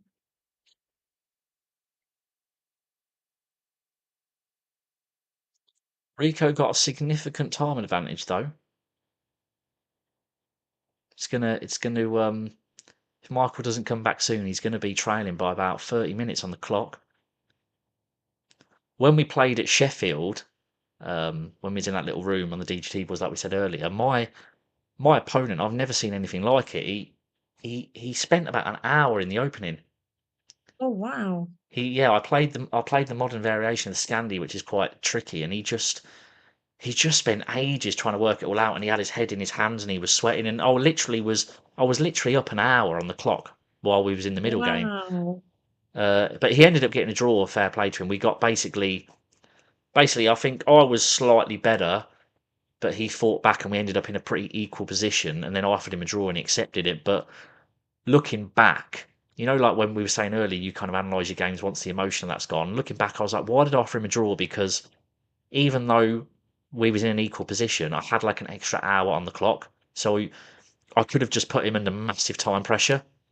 But Yeah. at the time, it was kind of like you say, you've got the emotion in it at the time. So I was like, he's equalised now, and it's all equal, and let's just take a draw. But then when you think about it more logically, you think, well, actually, yeah, it's equal. But when you've got that much time advantage, use it. Just put him under pressure. Yeah, yeah. You Like, could have gone for a cup of tea. Had to think about it. yeah, and I could have just kept making moves to, like, keep making threats and not let him make trades and keep moving pieces about. And eventually, what's going to happen is he's going to be in time pressure. He's going to And have to blunder start. He's potentially. going to have to start making moves really quickly. Yeah. But then I think again, I think I get negative too much and think, oh yeah, but I could blunder, I could make a mistake, and then do you Yes. know what I mean? Yeah. Yeah, definitely. I had And it's that. so easy to do. It's literally just one move, isn't it? That just Yeah, turns the whole game on its head. I played an 1800 in my last club game, and I was a pawn up and playing really well. But again, we both got low on time, and I just offered him a draw. I was like, he's a better player than me. I'm a pawn up, but I'm just going to take the draw because I know what'll happen. We'll get in time pressure. We'll start playing some blitz, and he'll just beat me, and then I'll sit there thinking, why didn't I just offer a draw? Especially when they're stronger than you. I did that with Joe Kilshaw from our chess club. We had a game and I felt I was so much better than him, but it's the confidence. It's like get to the end game. I was up on time. Oh, he's Oh, made a he has. move. He That pulled looks it like back. Queen He's done E7. it. He didn't even sit at the board, Joe. He just literally walked up to the board and Maybe maybe played he's been Queen stood. E7. Yeah, he might have been just stood behind actually, just out of the view. He may not have Might have been. disappeared far and maybe been analysing, just stood up. He may be. He's maybe standing up just to get a better view of the board, Joe. Yeah. Sometimes I hate it. Sometimes when you play at certain clubs or tournaments, and the chairs are low, so Yes. you're not looking over the top of the pieces as much, and it's really hard. It's difficult to calculate. You need to sometimes you do need to look more over the top. But this is really good for Michael. It actually says the best move for Oh, Rico is literally just bring your rook back. Just get I rid of think the. he has done. I think we've had some. Oh no, we haven't. I thought we had a couple of moves made. Has Michael not Oh just moved? no! Oh my God! We've got rook e. We've got the line we looked at. Rook e5 followed by bishop e6. This is really good for Oh black no still. way! Yeah. Wow, they're moving so fast now. They're full of confidence. Oh my God! Yeah, and made a move again. He's moved his queen with check. But I Oh, mean, so this he's going is to castle now. Is the move to yeah, castle? but yeah, this is just going to run into c6 surely. Surely this is just going to run into c6, and then black's going to get castled, and black's happy. The bishop is defended. The bishop, this bishop's out. I mean, look at these lovely bishops for black. This rook is going to come. Black is actually going to be the first one to get control of this d file. Yeah, I It's thought he was going looking. to castle queenside here. Threaten. He can't. He's in check. Oh, of course, yeah. Yeah, no, he's in. Yeah, he's. But no, I know what you're Yeah, saying. Yeah, if he wasn't in check, castling queenside, and he's yeah. black's in heaven. But no, but like I say, he's. I mean, he could still castle queen. He could still castle queenside, Joe. Right? C6 and sorry, c6. The queen moves and then castle queenside. But I Yeah. feel will probably get c6, and then I imagine he'll look to castle kingside, or rook to d8. I mean, so c6. The queen moves. Analysis. Rook. Yeah. You develop the rook onto the open file. If Yeah. the queen ever leaves the defense of this square, he gets checkmated. Yeah. So, I mean, like I say, this is looking really good for black now. All right, let's just delete some of these lines off the board, and I'll get back to the original position. So we got knight takes d5, and then it was rook to d1, queen takes, rook takes, queen back to e7, rook to e5, bishop e6, and queen to b5. Those were the moves, and we were just waiting for Michael to move, which we think, and they not just think, he has played c6. Somewhere. I mean, look at this eval bar now, Joe. Black Yeah. is completely winning. Yeah. He's minus the eval bar is given -3. Which is a equivalent It's, to it's, the, being a bishop up. it's the equivalent to being a bishop or a knight up, yeah. Yeah. So really good stuff from Michael. Really, I've been really impressed with him. He actually hasn't put a foot wrong once Yeah. I'm just all looking. game. Can we go queen e2 here? Does that get everything covered? Let's have a look. Let me come back to the board. Queen e2, yeah, Queen e2. I'm just looking at the engine line as well. Yeah, Queen e2 is one of the top moves. Looks like it Wow. covers all bases. Keeps the D1 Yeah. square covered for any back Yeah. ranks. Keeps your rook covered. But I mean, black still looks in good shape here, doesn't he? Yeah. Pieces are just working so well together, aren't they? Yeah, I imagine This is what I mean Rico. about the look. Is it, I don't know if it's luck or skill that those pieces got put there. Probably more skill in No, this. yeah, of course, skill 100%. Yeah. Yeah. Rico, if he doesn't play the Scotch Gambit very often, if it's something he's pulled out the bag just to try and throw Michael off and get an easy win, he's probably kicking himself right now for playing it.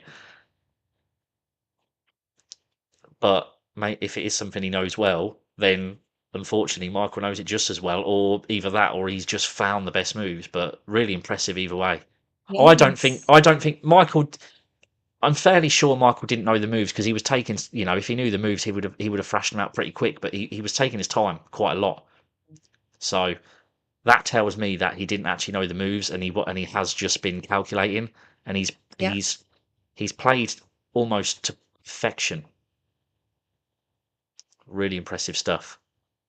Yeah.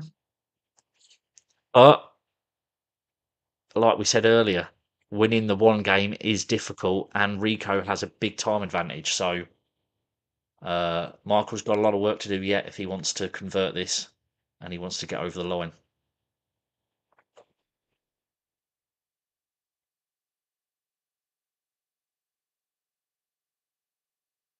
So Rico's hoping to go in these submarines in the next year or two. What, with the Navy or? Yeah. Oh, really? Yeah. Yeah. On board the submarines. Oh, nice. So brave young lad. And what did what does he do now? Does he? I know He just works at McDonald's at the minute. and he wants to enlist into the Navy. Yeah. Nice, fair enough. Yeah, I mean, Richie from Chess Masters, he was in the Navy, played chess for the Navy. Oh wow. Yeah. Does he? How long did the whole of I don't know if you can talk about it or not. How long did the whole period take? Was you there a week, 2 weeks? It was all filmed in 6 days. The whole thing, start to Oh, finish. okay. They Right. did two. They did 2 episodes a day. It was exhausting. Um, so an episode took like anywhere from 6 to 8 hours to film, and they did it. No, it was about 6 hours to film an episode, and was doing 2 episodes in a day. So, um, yeah, we would go for hotel in the breakfast at like 7 in the morning, get to the coal exchange for like 8, and be filming until like 8, and then by the time you got back to the hotel, it was like 9 o'clock at night, and you had to just rush out, go get some tea, and FaceTime the family, and you were pretty much straight in bed. Yeah. So Wow, that is fun.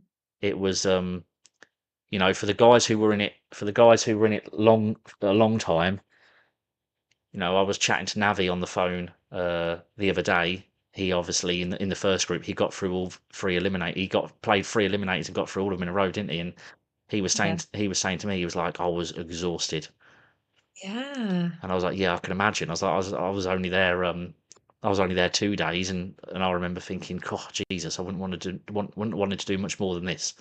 Yeah. Really Wow. tiring. But yeah, I just think that the characters and that they found are brilliant. You know, Nick, who learned to play chess in prison, Navi, who learned to play when he was going through chemo. You know, Caitlin learnt from her dad. A couple of us started during Queen's Gambit. You know, it's some of the stories and that were really. Dima in Iraq when the war was going on. It was really. Oh, it was a great experience. It was fantastic. Yeah.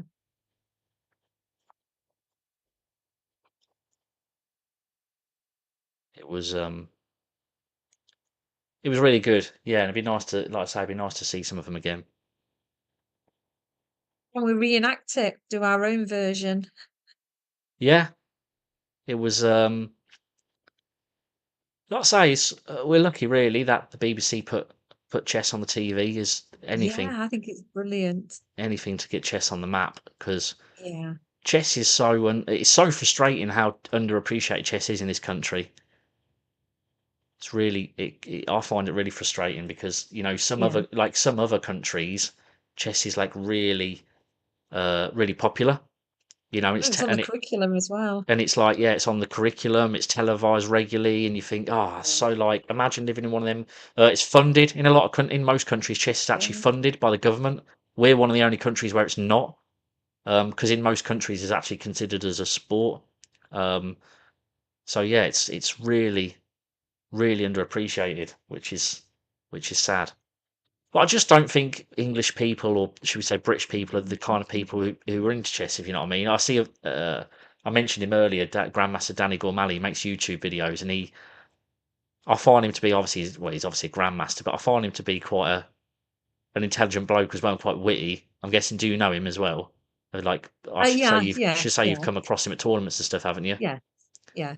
Yeah, and he was saying it as well. He was saying that he was like, British people just aren't the sort of people who are into chess. He's like, we're just not that sort of people. It's like we'd rather go to the pub and watch footy or something.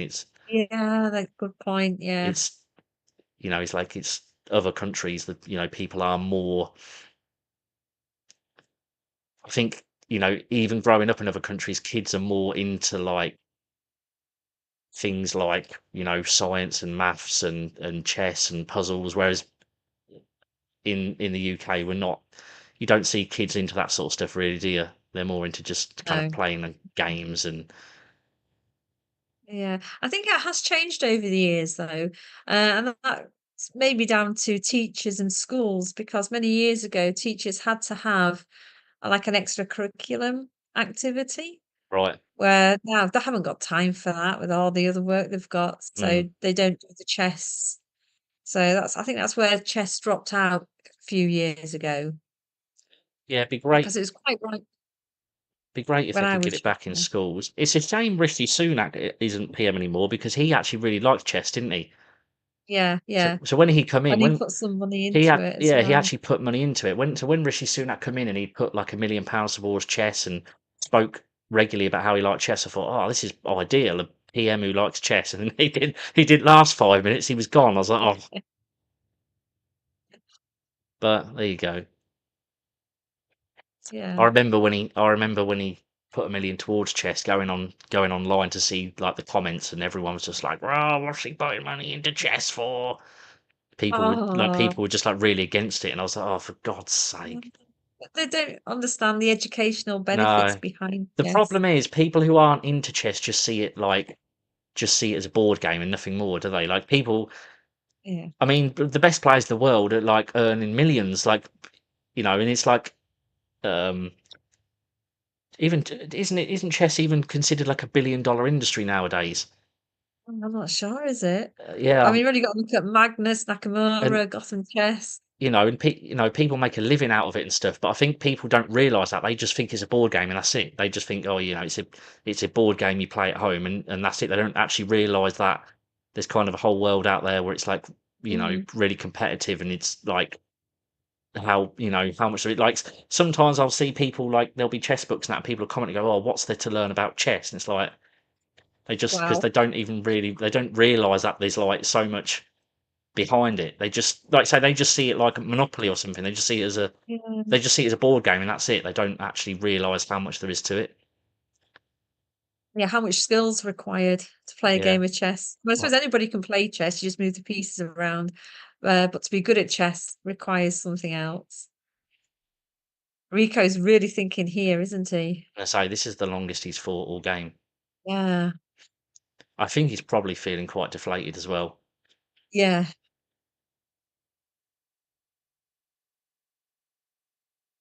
We can't, unfortunately, can't. It would be nice if the camera was a bit more wide span and we could just see the guys as well, wouldn't it? Yeah, has Michael disappeared again? I Or think he's is gone off he again, yeah. But like I say, he Yeah. might be stood up. He might just be stood up over the Yeah. board. But yeah, it would be nice Next time. if we could see the players as well. But it's probably just it's only, this is filmed off a laptop, so it won't have the span to do that. But yeah, if you could see the Mm. guys just sat in the chair, it'd be interesting to see the body language, because I Yeah. imagine Rico probably knows He probably knows this isn't looking good. And I think Michael might be able to read him as well. So the less confident Rico feels, the more confident Michael will be feeling. Yeah, I think Michael knows this is good for him. I think how quickly he's played some of the moves. He seemed quite confident. Yeah. And like I say, it was ever since that Rook D1 move. Let's just look back there. So let's just have a quick look at the whole game again. So E4. Yeah. And we got the Scotch game. That turned into the Scotch Gambit. And then they literally reeled off like nearly all the best moves. Best move, best move, best move. Knight F6 was the best here. Okay, it says my OBS was disconnected there. Did you notice anything? Yeah, Did you notice you anything froze glitchy? a couple of times there, just going through that game. Oh, Yeah, a little okay. bit. So yeah, I was just going through the game and basically saying that, you know, they pretty much played all the best moves up until that Rook D1 move. This Rook D1 here on move 11. That was when you see the eval bar swing in Black's favour, and Michael just continued to play all the best moves, and now finds himself in a Quite really quickly good as well, position. didn't he? Yeah, and Rico's been having a really, really long think.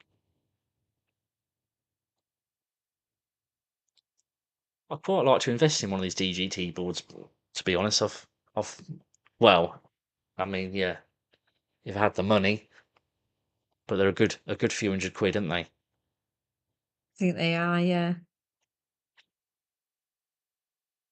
But it's so nice to just take it out and be able to play games, and it all records it for you. But then, what? Nothing wrong with a bit of pen and paper, is there? Oh, there we go. Oh, A move has been is made. that It looks like he brought his E2? queen back quite far. And he did. He played queen E2. Yeah. Queen to E2. And now, Joe, I reckon long castles is beautiful. Yeah, is it natural? It's kind of natural, or is it? Would you? I don't know. This No. bishop Sorry, carry on. is. Sorry, I'm just thinking this bishop is still a beast. Castling kingside looks kind of natural, then swinging your rook to D8. But that bishop there is just a bit. Might persuade him to castle queenside. Yeah, castle's queenside is actually the best move, and yeah, I don't know. I think he will, because I mean, like you say, castling short. You know, this queen can come over to the king side pretty quick. So can the rook, and you know, and look Yeah. at the so, you know, and also castling queen side, your rook instantly gets on the d file, and you know, I think the king looks Yeah. even safer this side of the board than it does that side. And It like I does, say, yeah, and you're getting out of that pin as well, aren't you? So yeah, you're able to move your but bishop. Oh, the sorry. fact your rook just comes straight to the d file, I mean, I would say that looks very natural, and I think he'll Mm. find it. I quite like this move as well. Yeah, that looks good. I think Bishop retreats, and then we'll. Castling's better first. Get the rook in the game. Yeah, I think, yeah, castle long, get your rook here, but then bringing the bishop back to d6 also looks really good. Yeah, I think Black's actually fine here no matter what he does. If he short castles, he's fine. okay. He can manually play rook to d8. He can do bishop to d6. He can long castle. There's actually like four moves he can do, really, isn't there?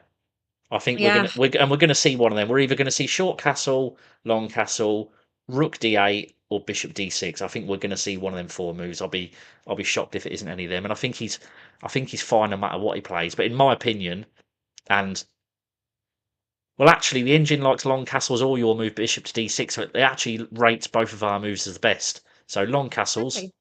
or Yeah, bishop d6. It really likes both of them moves. yeah. Because just look at those bishops; they're beasts now, aren't they? Oh Aiming yeah, at that king. the bishop here and here are just gonna be absolutely lethal. And Rico's And that training rook on what the Black d does, file as well. obviously. Look at that. Yeah, just controlling all those squares. Need to do something with his knight. I don't know where he wants to go, but he's got to do something with his knight, hasn't he? Because that rook is just doing nothing at the minute.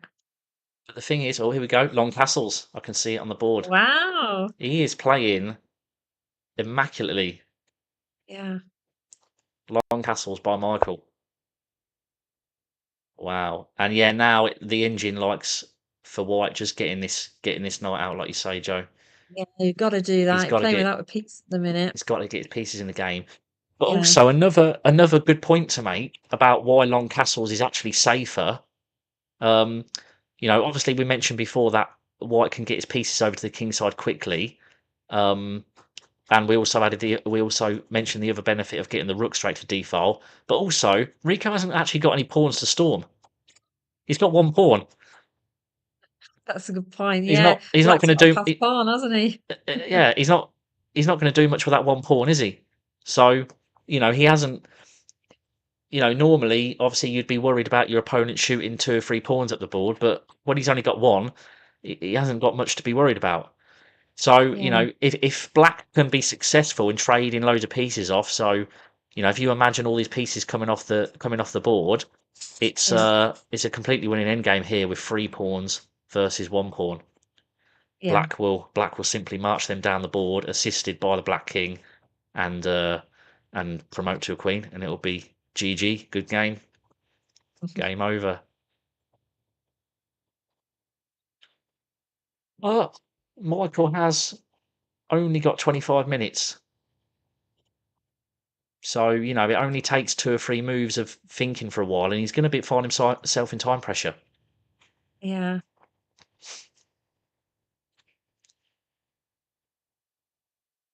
So, yeah, this game far from done yet.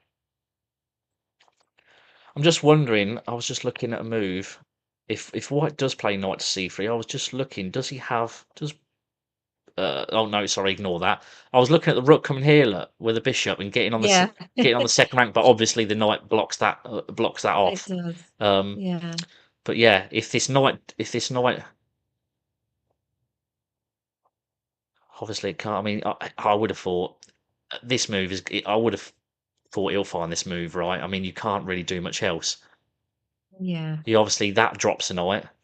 That drops a knight, and you need to get these pieces in the game. So what else is he going to Yeah. do? Surely knight c3 is got to be what's played, right? Now, there's also rook e4, just dropping your rook back with tempo on the bishop, but Mm. I mean, Kind of helping Black. If you drop the rook back, I think you're gonna sorry, just draw some arrows. You're gonna force the bishop back to that square, which is where it belongs anyway. where it wants, yeah. And I was also just looking at if he goes rook to h to e8, is there also no? That's a massive blunder.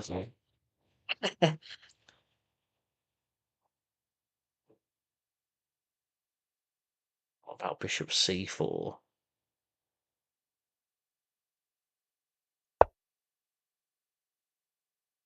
Attacking the Does that queen. work? So if we take Black's queen, we take their bishop. You've still got the back rank Oh, issues. yeah, of course. Yes, yes.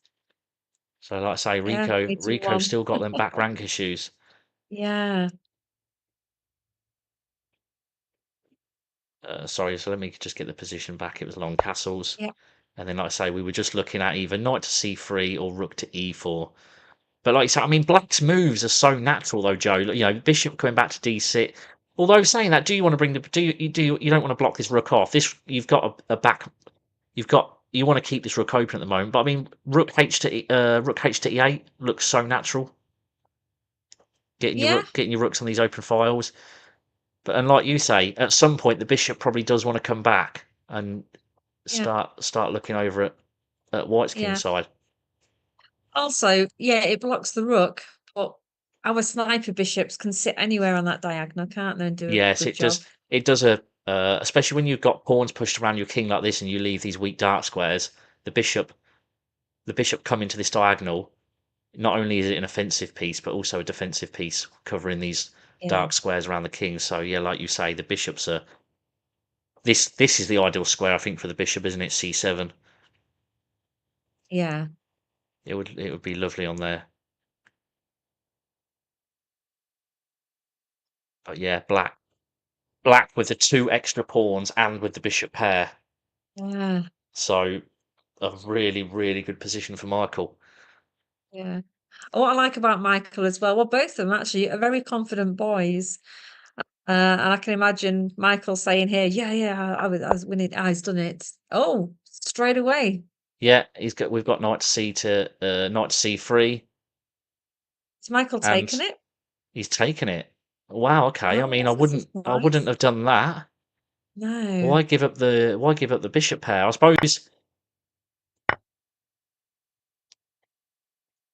still got the advantage of the pawns. So But maybe you're just swapping everything off. Rico actually hasn't taken back yet, but he's dropped a lot of Ah, his advantage. He's dropped a lot of his advantage here, though. I mean, it's one of them, Joe. I understand what you're saying. Like he wants to simplify the position, yeah. but I don't know if giving up the bishop pair is a way to do it. What do you think? I mean, I No, would, those bishops are beauties, weren't they? yeah, yeah. I wouldn't. There's no way I would give up my bishop for that knight.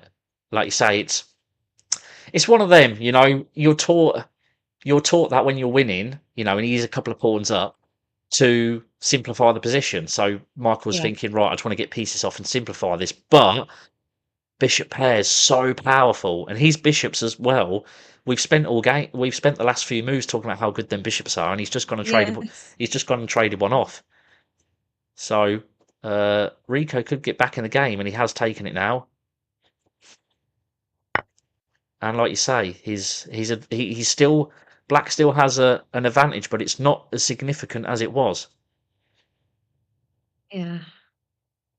Is as this pawn's going to be weak. We could target that. I Well, mean, we have to be careful. I mean, like we say, he's lost the defender of these dark squares now. Yeah, There is this pawn under threat. This rook is now open. I imagine Rico probably would have been yeah, quite pleased with that. yeah. We mentioned this pawn. It might be a bit early, but we could match it up here to create weaknesses now because our queen can infiltrate, Yeah, and our rook's quite handy there as well. I think that's all White can do. I think White's got to just get that a pawn rammed up the board and create a weak. And it's going to create a weakness in Black's kingside pawns one way or another, isn't it? Yeah. Just thinking, what does Black do to unpin his queen? There aren't many squares for the queen to go, really. That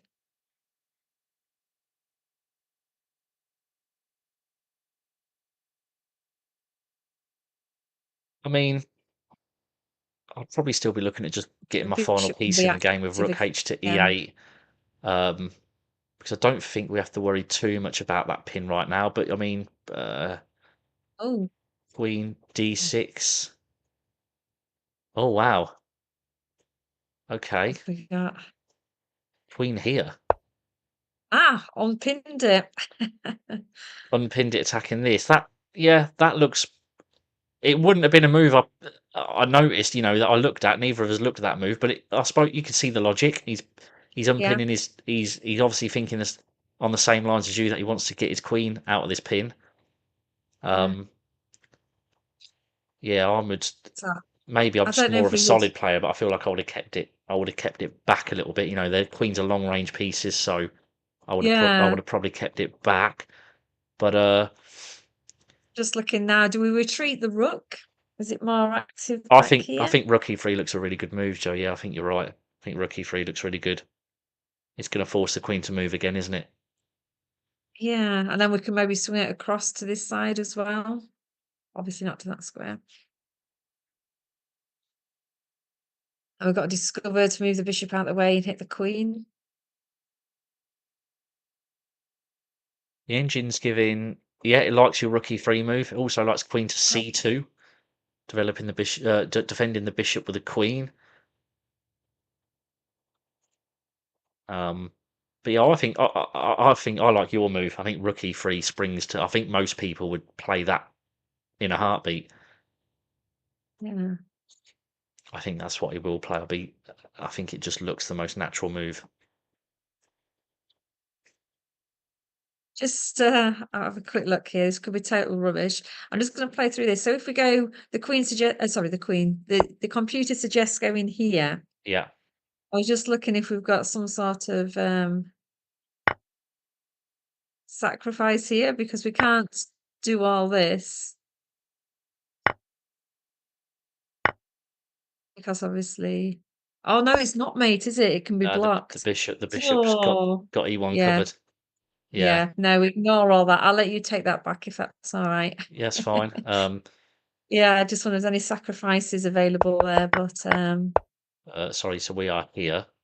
yeah. I was just going to say, I was saying white only has one pawn, so black doesn't need to worry. But obviously, with the pawns gone, that does open files. So there will be, obviously this pawn's under threat at the minute, but it is defended by the queen currently on E2. So this rook could look pretty menacing on that B file there. And Rico just having a think again. He's to be fair to Michael, he's getting back on the clock. It's down to just a Rico did have about a 30-minute advantage at one point. It's down now to 12 minutes. Right, yeah, he's made a couple of quick moves. I think he's done my move He then, has. hasn't He he? has. He's Right. done rook to e3. I thought he would play that. I did think he would play that. And I tell you what, Joe, the engine doesn't think there's much in it anymore. That eval has dropped from That -3. also, It's dropped from -3 that to also -1. allows the bishop, right? And that bishop now has this diagonal if we need it now. So moving the rook did sort of two things. Got it Yes, sort of more active, this but is allowed the E5 square.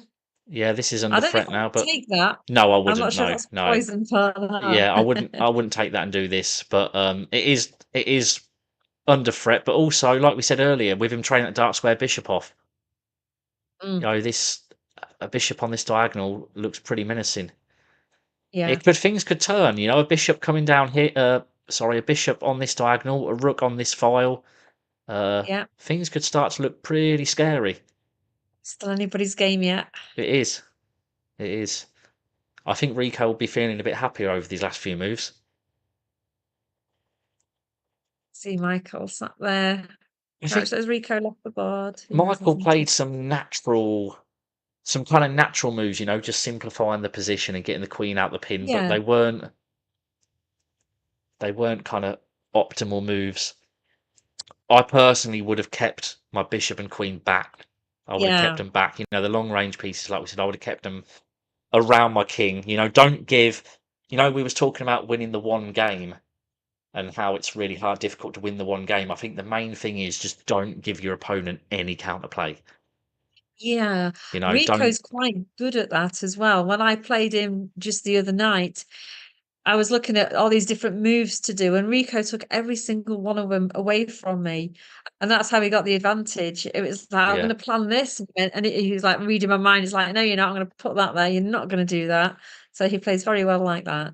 Playing prophylactically. I always think that's more satisfying to play chess like that as well. When you'll just move a pawn and you see your opponent's face sort of scrunch up and you're like, yeah, you know what they want to do and you're stopping it and it feels so satisfying. Just keep stopping what they want to do and they must just be feeling like they're being tortured. Yeah. Um, Yeah. but yeah, like I say, And it's I think that's more advanced chess as well, isn't it? yeah, Because definitely. we're taught to attack, attack, attack, as a free piece, let's take it. But actually just slow it down a little bit. What is your opponent threatening? If we can take that threat away. So although we do that, we can say, oh yeah, he's threatening that. There's no harm in that. We'll just carry on with our plan. Well, actually, if you just do a little move, take their plan away a little bit, it's harder for them to do, I don't know, infiltrate, or they have to come up with another plan. It's how the best players in the world play. If you like I said earlier, I love reading books, and if you read through Grandmaster games, the one thing you learn from Grandmasters is just they're so patient and Yeah. they prioritize stopping their opponent's counterplay over everything. Like they'll have like a really strong attack, and I'll be thinking, oh, he's going to do this, he's going to do this, he's going to do this, and he'll just play like A3 or like Yeah. they'll just play like a really before they do anything, they always stop what stop any counterplay from their opponent always. And it's I just think it's amazing sometimes when you go through master games, just seeing how they've almost got they've got their opponent on the ropes, but they don't rush it. It's like so patient. It's like, I'm just gonna make sure they can't do this. I'm just gonna make sure they can't do that. Just stop everything, and just so patient. But yeah, like I I say, think, keeping that bishop back for Michael would have just helped cover these dark squares, yeah. and I think keeping the queen back as well would have helped defend. But with obviously all these pieces coming out, things have opened up nicely for Rico. And if Rico can find the right moves, I think he can get himself back in this game for sure.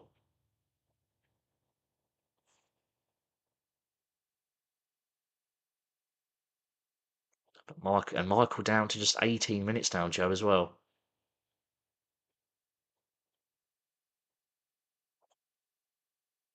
Well, he's using his time wisely, so that's good. He's not And rushing his moves. now the guys are sat at the board, we can obviously see them both really well, see the body language. When they lean back or stand up, obviously we couldn't see them, but now they're both really focused now. Yeah. Michael's got the twitchy finger. It's good to see them both zoned in. Yeah. And like I say, I do like them DGT boards. They're nice as well. They are very nice to play on. Oh, he's got he's obviously got the clock to go with it as well. He has, yeah. I think Rico was just checking the time there as well. Just had a quick look at it. Having a sip of his Pepsi. Next Pepsi time, Max. hopefully it's going to be a next time. Here we go. Rico's going He's to... got the queen. He's retreated the queen. Let's have a look on the board. That is queen to d6. Ooh, Queen do to I like d6. I mean, he obviously had to move the queen after rookie free. He had to move the queen somewhere, and I don't think it's bad. I quite like my bishop on e5. I think I'll be putting my bishop there. But like you said, this looks. Mm. Oh no, he can't, can he? Actually, I'm just looking. Does he have back rank? Bishop e5, queen comes down, check, rook. Oh no, what am I on about? He must have calculated. He must have calculated bishop e5. There must be a reason why he doesn't feel this is good. Oh. It says he can come down. He can come down and go for the queen trade.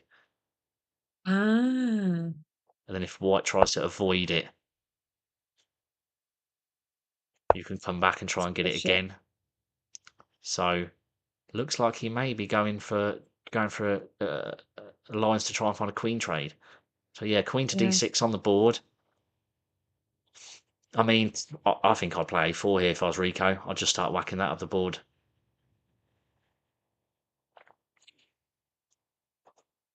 And the engine does like a4, so it likes the engine does actually like taking the pawn as well. Wow. So it likes h3, which is a strange one. The engines we was talking about Don't get that, yeah. We was talking about masters always playing prophylactically. Engines love it. They love these little pawn moves, just stopping something from coming to this square. I mean, I don't get it. Is the bishop really threatening to come to g4? What's the idea? I don't really get that. You know what h3 is? It's a luft, so we don't get it.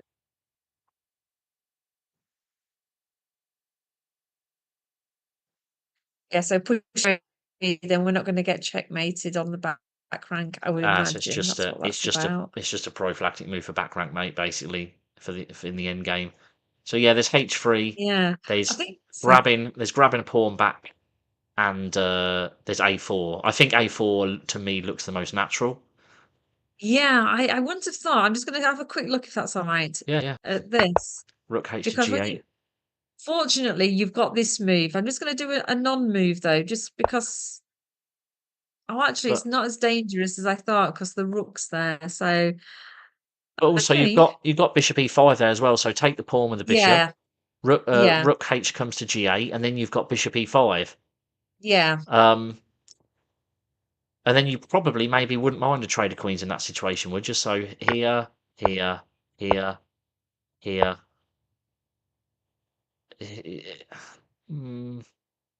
Yeah, I'd probably still avoid it though if that was me. Yeah. I think Rico's going to want the queens on maybe. But like I say, we'll have to see what Michael does. But I just think to me, A4, A5, A6, get that up the board. Yeah. Soften I these. quite fancy bishop e5. I just love that diagonal. And as well as being on the attacking the queen and forcing the queen to move, you could always drop it back down to g3 as well. Yeah, of course. As Yeah. a defensive piece. In fact, that's a good point. Could you actually take this pawn and then when the rook comes, Yeah. threaten the queen and then drop it back to Yeah. g3 to block the rook off, and you've kind of achieved Yeah. everything you want. You've grabbed the pawn, you've blocked the rook off from the file, and you've got it on this nice diagonal. Yeah. And also this pawn on Oh, f7 just can't move. that is the line they've gone down as well.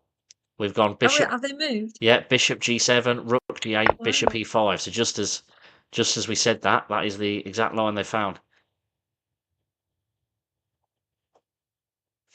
Hmm. So Michael now thinking down to 17 minutes. So is he going to do what we said and drop his bishop back to g3 now? But is Michael going to come down to d2 and go for the queen trade? He has got the He extra. he's done it. Yeah, Michael wants to swap those pieces off because he's still got the He advantage of the has passed queen pawn. d2. Yeah, yeah. He's still got this 3-on-1 advantage. So Yeah. he's still got this 3 versus 1 advantage. So Michael was going to be happy to get the queens off the board. So yeah, wow, they have gone down this line. Oh, if we move the queen here, I'm just looking. Has Black got that? You can drop another pawn there though. Let's drop the pawn. We haven't got back. I was thinking we got back rank. The rook can drop back. Ah, okay. Let's just have a look here. What was he looking at here? Here. Bishop there, look, yeah. Yeah, the rook just drops back. Yeah. Queen comes back to d7, and this is just like near enough equal again now.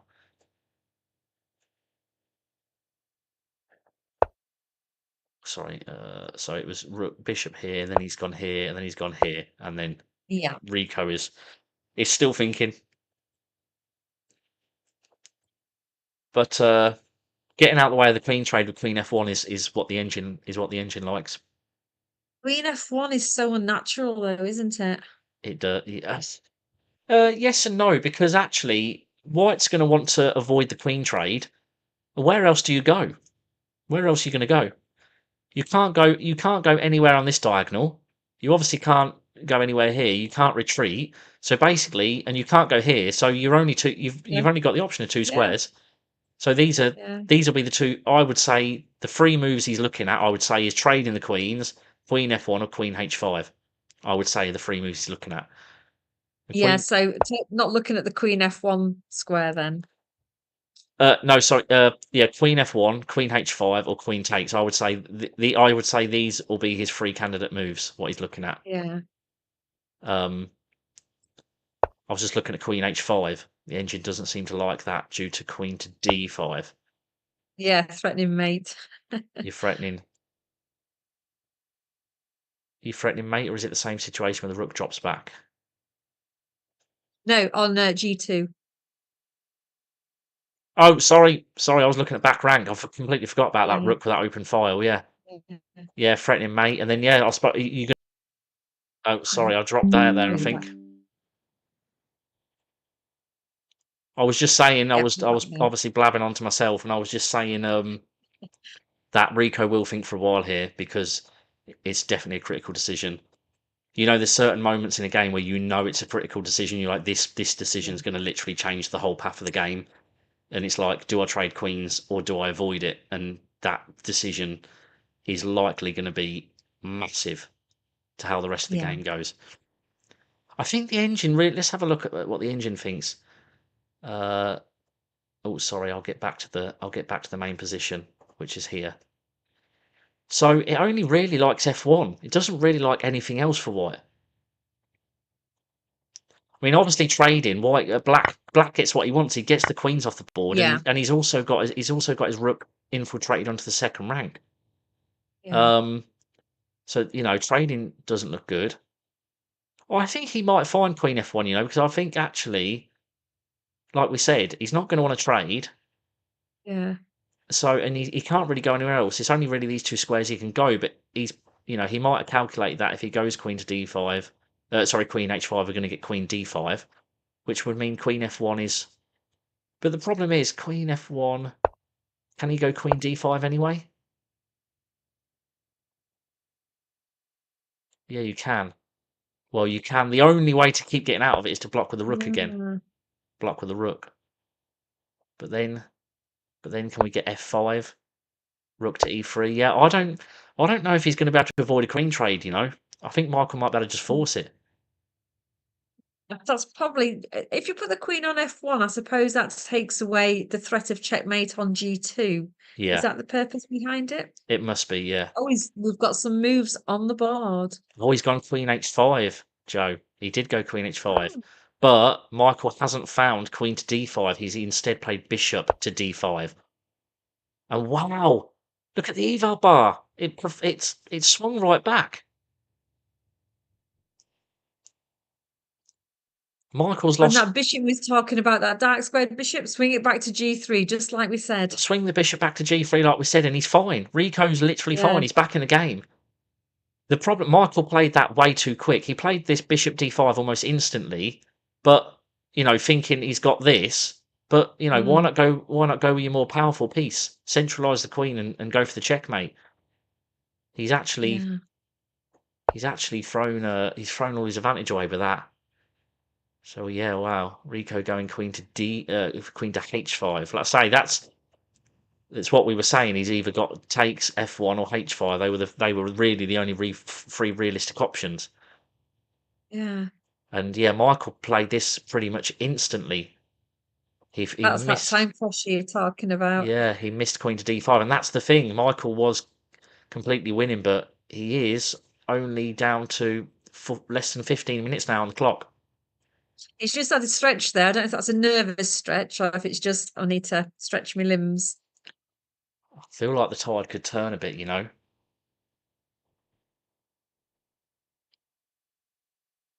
And I would be very surprised if Rico doesn't play bishop to G3 here. Yeah, me too. I think bishop to G3 has got to be the move.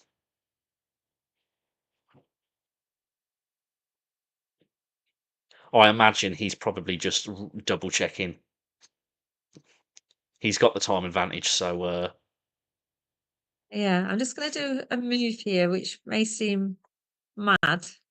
But what I thought we could maybe do is swing this up and across. Whoops, not very good at drawing arrows. Here, because the bishop can't capture it. So I think losing this G-pawn could be too dangerous. Am I overestimating that? let's have a look. Bishop here. Rook here.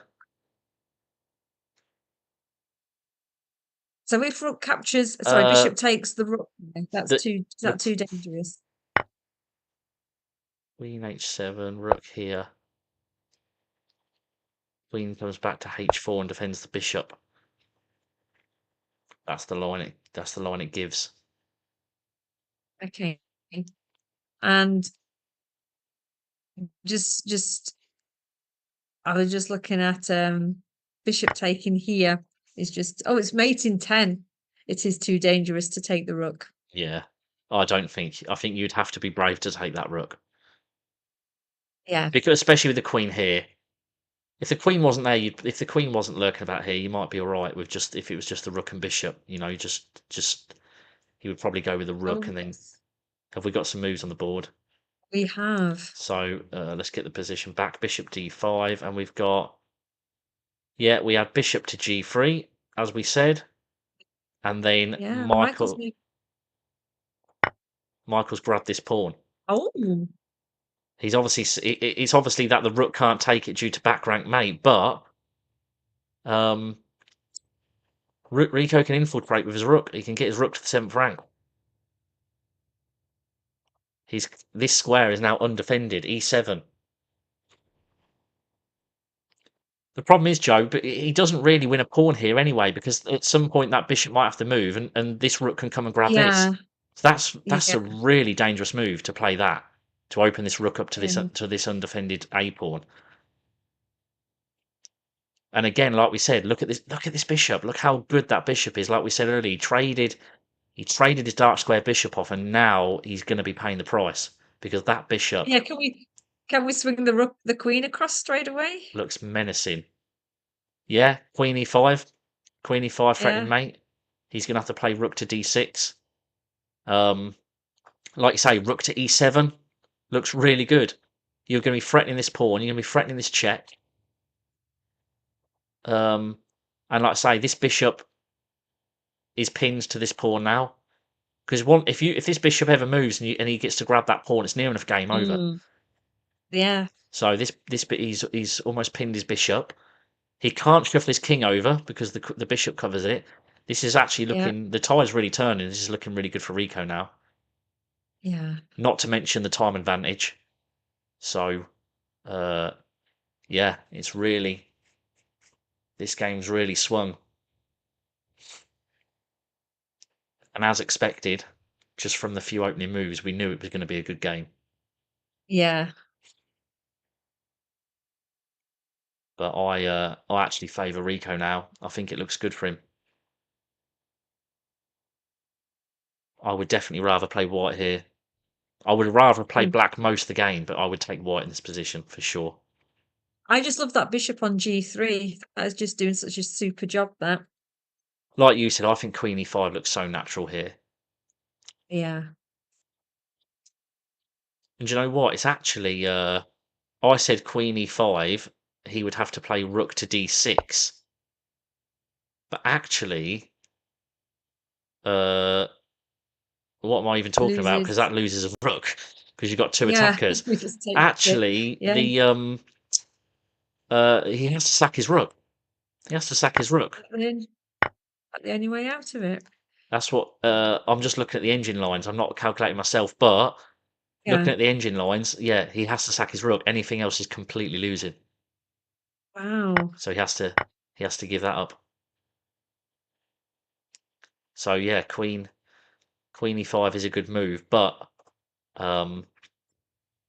rook to e. I really like this rook to e7 move because you've still got queen to e5. You've still got that, but this rook's on the 7th rank. Scary. Yeah, that's more of a grandmaster move, that I think. A little bit of patience, better in your pieces. Yeah, but again, he still has to sack the rook because you're nearing a threatening mate. Because if you don't, let's just play a slow move. You've got this windmill tactic. Yes. You Have a know, queen, thank you very much. yeah. So you're still completely losing because you get the check, and obviously the bishop covers this square. So once the king moves, this is what they call a windmill. You can move out the way and. Could you bring your rook forward to d6 then?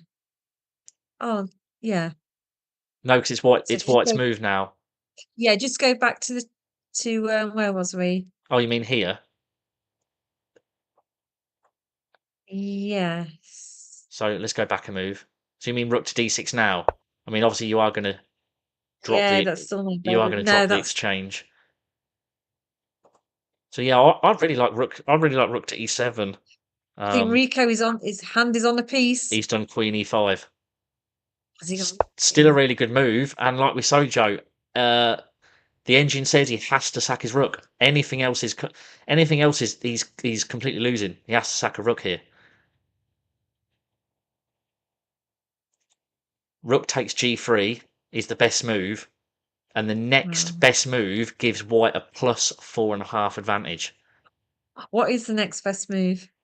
Queen to d6, which again, you're still dropping the exchange. Yeah. So it's saying that basically black's going to lose exchange here no matter what.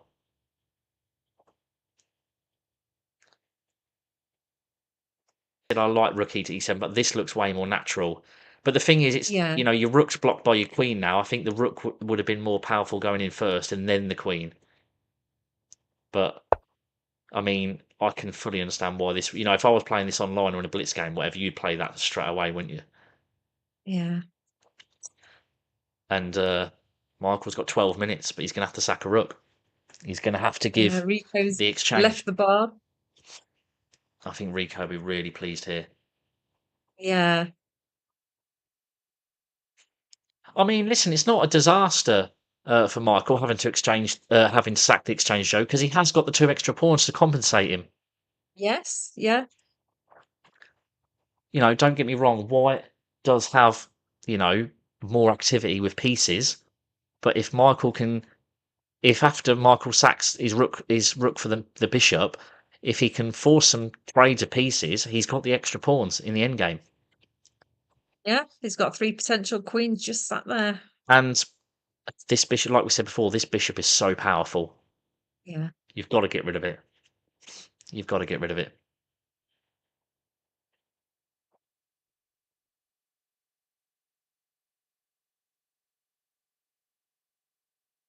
Yeah. I think Michael will have a long think here. He will. But he's going to be down to nearly 10 minutes soon. I think this is getting... Did you notice your body language change when you play? Do you lean forward when you're winning and back when you're losing?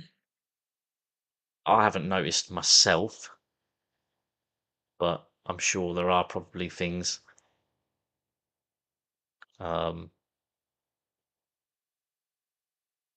I think I focus better when I'm winning. I think when I'm losing, I get like a defeatist mentality, and I start getting sloppy, because you Yeah. sat there, you're trying to calculate, but you're annoyed, and you sat there thinking, oh, Yeah. you sat there almost talking to yourself in your head, going, oh, you idiot, and all this, and it kind of distracts. I distract myself by being angry, so I haven't got that composure where if I'm losing, I stay really cool and composed. I kind of Yeah. get frustrated, and I'm like chuntering at myself almost, and then it just makes me worse, because it just makes me even sloppier in my play. I think you've got to Yeah. be able to stay just like ice cold all the time, haven't you? Whether you're Yes. whether you're Yeah. winning, whether Try you're and get rid. losing, you just got to Yeah. be cold. Yeah. And also stay neutral as well. Don't think negatively, because I think when you get into that negative frame of mind, then you've lost anyway, I think. Unless your opponent blunders. Rico was just looking at the camera there, and he looked pretty pleased. I think his face. Did he wink? Always surprised to see a smirk or a wink. It wasn't so much a smirk, but you could tell he seemed He's his body content. language. He definitely seems much happier of Yeah. the two now. I've noticed when I'm winning, I do lean forward. I think I get more excited. I want to be in on the action. And 9 minutes left for Michael now. Yeah. I guess it's the only natural move to play. I think he'll find it. I do think he'll find it. Yeah. I But can't I see what think else you can do. the problem is he will take a long time to calculate, because even though he will be one of his first instincts would have been, I've got to take that bishop. But the problem is, you'll be trying to fight that with every bone in your body. He'll be desperate to try and find something else. But I think he'll keep going around in circles until he realizes, actually, I'm just going to Yeah. have to take it. Yeah. And Rico will be looking at the clock, and he'll be looking at the board, and he'll be thinking, I've got this. He's just looked at the clock. He's looking at the clock now. Yeah, it's such a good feeling when your opponent's getting low on time, like, because Yeah. it gives you so much confidence, because they're going to be struggling. But the problem is, what I'm bad for is I start playing fast as well. So what people think is that Mm. because their opponent's low on the clock, they think if they start playing faster, it will put their opponent under more pressure. But actually, it's the worst thing you can do, Yes. because you're putting yourself in the same position as them. You're playing fast. They're playing fast. And you're not making the You're best playing fast. moves. So you're throwing your time advantage out the window by just Yeah. matching them and playing fast. But psychologically, you think it's the right thing to do. You think, Yeah. oh yeah, I've got to play quick to put him under pressure on the clock. But it's like, actually, you're doing Yeah. you're doing the worst thing. And Yeah. at the last tournament I went to, Doncaster, even though I know this, I was still doing it. I was playing fast to put my opponent under pressure, and then I was like, after a while, I was like, hang on a minute, like, what am I doing? So it's hard. It's just like when I used to do boxing, it was exactly the same. You know, before you go in the boxing ring, you know what you should and shouldn't do. But when you're in the heat of it, and and things are just coming naturally and stuff, it kind of you forget everything. You forget what you've learned, and you just do what comes natural. And I think chess Yeah. is really similar. You can learn loads of stuff, but when you're in the heat of it, and you've got the emotion and the pressure and everything, you kind of a lot of things just go out the window, and you just play intuitively. Yeah, I agree. I am a little bit concerned because I think my Zoom may finish in literally 1 minute. Oh So dear. we'll see what happens in 1 minute. Oh yeah, because you had it set to go on for 10, didn't you? Yeah. It will cut the Zoom call off. It will cut it off. Will it? Yeah, Uh, unfortunately. I'll say bye. But yeah, what I might have to do is just add my camera. Um, they'll still be able to hear me talk. What I'll have to do is just add my camera on, because at the minute my camera is from the Zoom call, so that would all disappear, and Right. I'll have to just add my own camera in, so they'll just basically see me and the board and the time, and I'll have to Well, just actually, finish the game off. I might be able to edit it. Let's have a quick look. Um, yeah, let me see if I can stick another hour on. It hasn't gone off yet, which is good. Um, and save that. I have put another hour on. Okay, that should be Sorry, fine you then. cannot edit this meeting. Oh, Ah, you I can't. Oh can't. I can't dear. edit it. Mark, we're down to just 6 It's minutes 10 now, o'clock Joe. and I'm still here. I'm still here. It's 10 o'clock. What does that mean? I don't know. We We'll won't worry see. about that. We'll You might. concentrate on the chess. But if I do suddenly go, I do apologize. Michael's just made a move. Oh, yeah, he's finally done it. He's taking it. He has. He's Yeah. took his bloody flies. Right. It's gonna have to play quickly then. And like you say, Rico is playing. Well, I suppose that's quite automatic move, isn't it? Yeah, you're not going to take too long playing that, are you? H takes G3. No.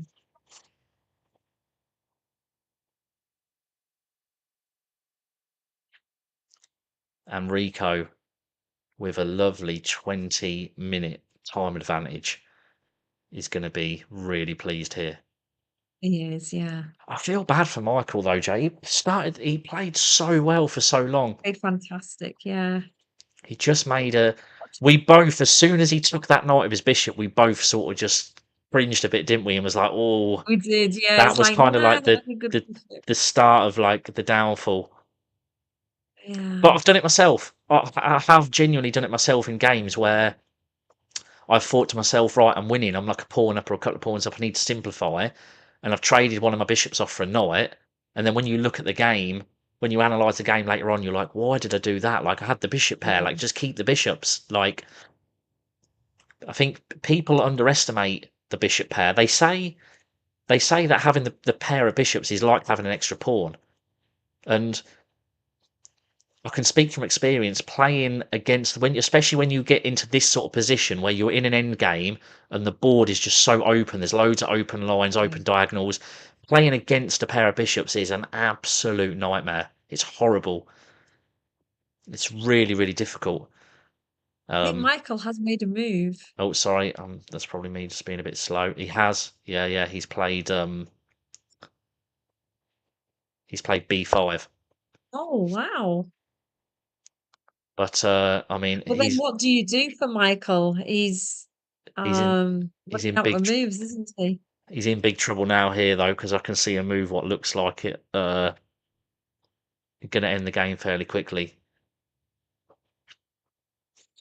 Rook A3.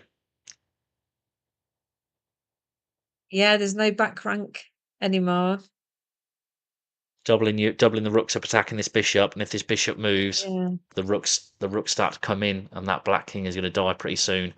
I think, what does the Yeah. engine say? So if he goes rook to A3, it says black has to drop his queen back and try and trade the queens off. So that's what it gives.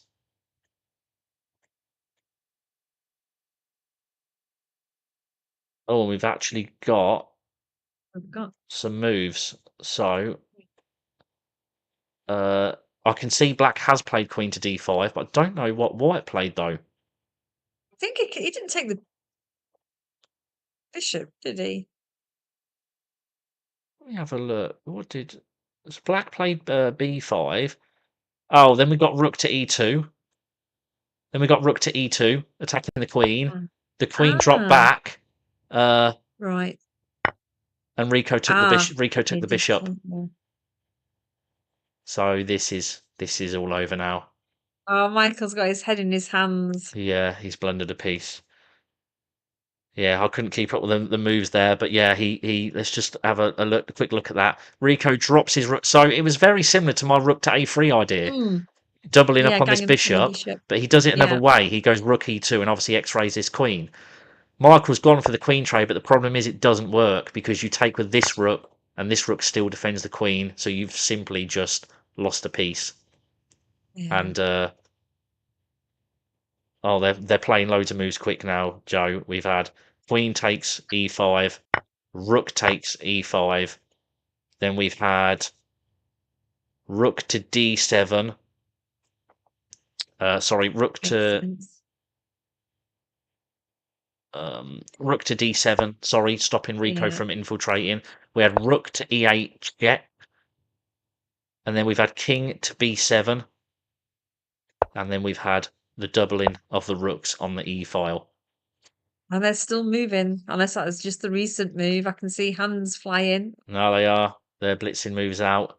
We've had a5 and rook 8 to e7. So a5 and Yeah, rook Michael's 8 still to got these 3 e7. passed pawns. Well, Rico's forcing the trade of these rooks, you see. But Michael's Yeah. desperately trying to get these 3 pawns down the board.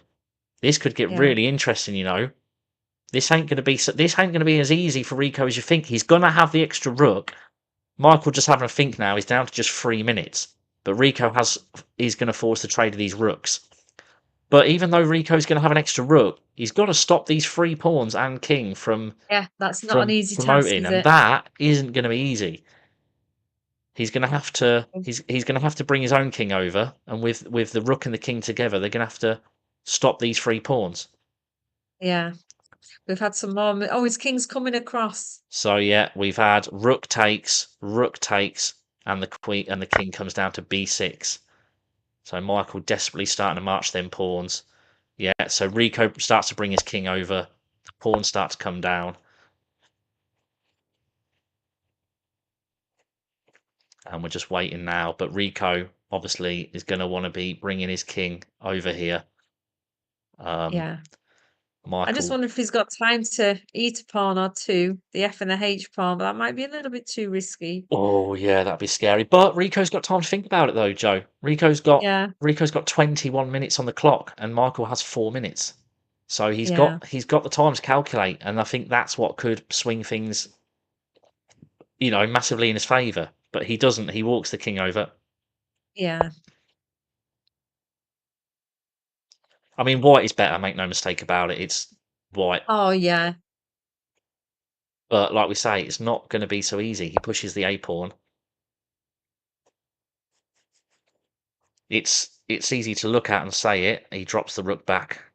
So yeah, Rico's doing the. Oh, look at that eval bar. You know, we were saying it's not going to be easy. It's not going to be easy. He's One just wrong equalised. move. Why? It preferred him to keep coming with a king. Now he's come back. And then drop the rook to e1 maybe. Now he's come back with a rook. It's equalised because the rook isn't so effective. His king can't get there, can it? If he starts pushing his b pawn, how do you stop those 2 pawns Right, so he's pushed down? the b pawn. We got this, and then we get this. Oh, okay. Oh, what's Michael done wrong there? Oh my God, it's going so quick. We haven't got time to analyse. But I imagine he was probably better off keep coming with the pawns. Yeah. In fact, I imagine surely he would have been better off. Yeah, it wanted c5. It wanted him to keep coming with the pawns. Just keep pushing the pawns. Yeah. But anyway, we get king b5. It's swung back in Rico's favour again, and Rico now just pausing for a think. But we can see how easily the eval bar can swing. One misplacement of a piece. Endgames are so difficult. So few pieces, yet so difficult to, Oh yeah, well, so easy to mess up. I love end games. They're so intense, Yeah. and I don't like we endgames. get here and here. Oh, Ah.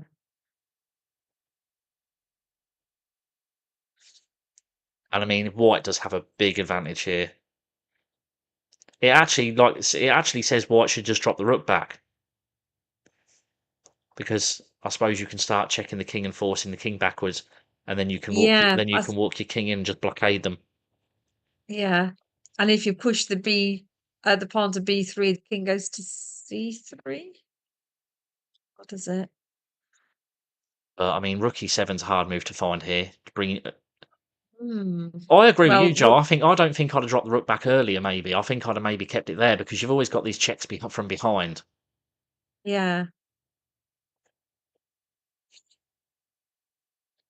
Rico's just pausing for a think. But yeah, no, I He's like done it. him. He's done it. Oh, he has gone rook e7, has he? Yeah. Yeah, he has. He's found it. Rook e7. Let's say you can check the king. The king has to come. This king has to come back, and this king then can sit on the light squares and just blockade these pawns. Yeah.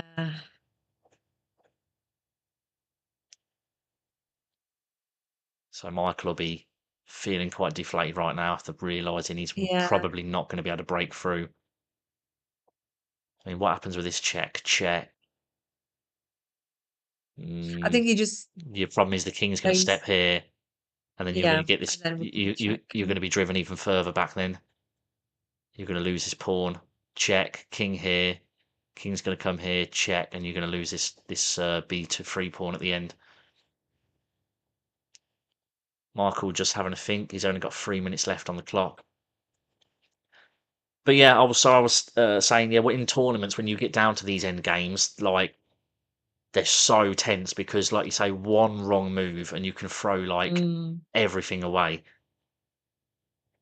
And And then you you've got have, the pressure of the clock and the yeah, pressure of people watching. you got the pressure clock, people standing around watching your game. It actually says Rico's got time to just start grabbing pawns. Because I suppose he's got time to grab that, and then actually come all the way back on the first rank and defend. Well, yeah, even if he sacrifices his And rook he for two of has. those pawns, he can storm his through. He's took it. Oh,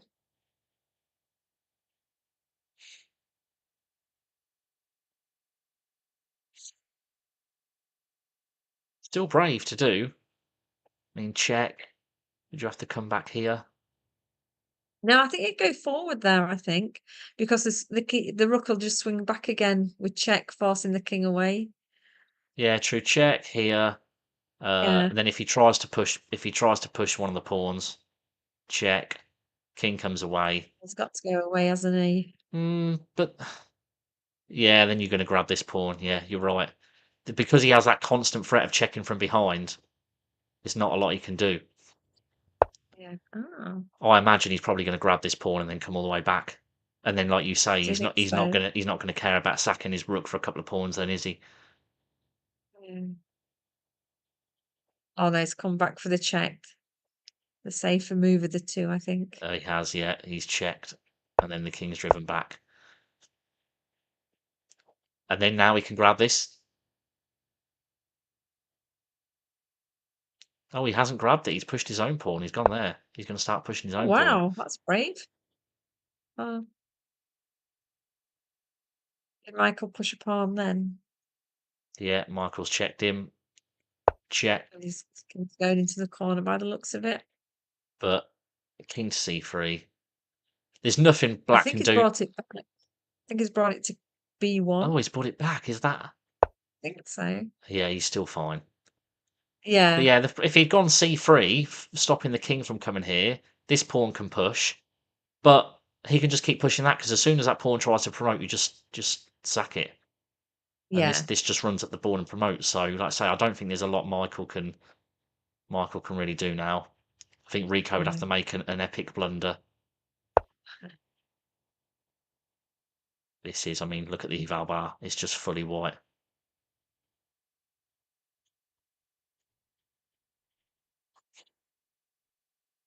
And just down to 2 minutes now for Michael. Rico still with 20 minutes. Michael is just playing for a swindle now, really.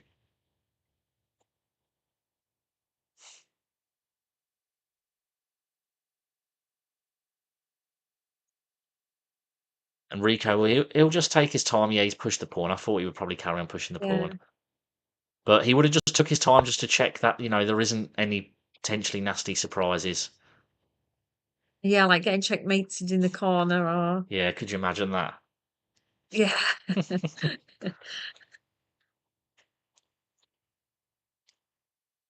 So, yeah, the clock's ticking. Just 2 minutes for Michael. But this looks like Rico's got it in the bag. And what a game, Joe. Oh, it's been brilliant, hasn't it? Been They've both really done good. very well. And it's mate in 24. Yeah, so he checks. I mean, if I was Rico now, I would probably even consider just sacking my rook. But then actually, no, that's actually probably really bad. Yeah, I think the king... Can the 'Cause king get back to stop your yeah, pawn? rook takes, takes. Here. Yes, he can get back. So, king A1 here. Yeah, he can't. You can just go king A1 because the problem is black's going to have to move his king forward. But by moving his king forward, he's not going to be able to get back to this pawn. Yeah. So you probably could sack your rook then, could you? If you got like king A1, king here, and he played. Michael's played here. Sorry, Rico did go king to A1, and Michael's played here.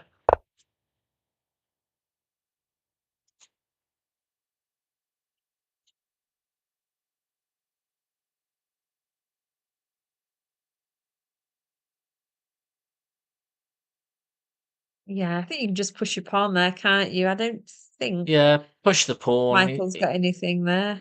He's got If he this pushes, check. The king but we just take the takes. A pawn.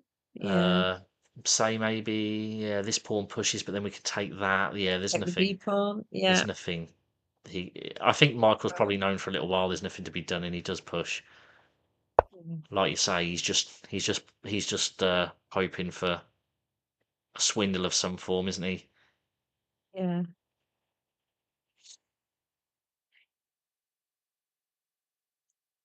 I think we'll probably see a resignation fairly soon.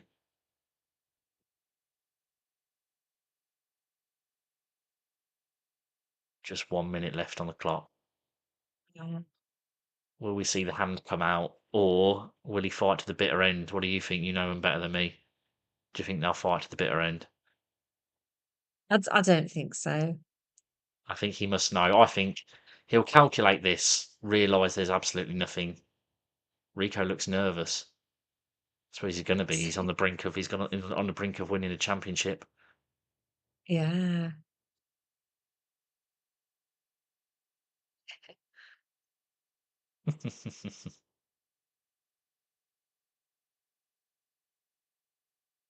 40 There's a seconds. smile, Rico.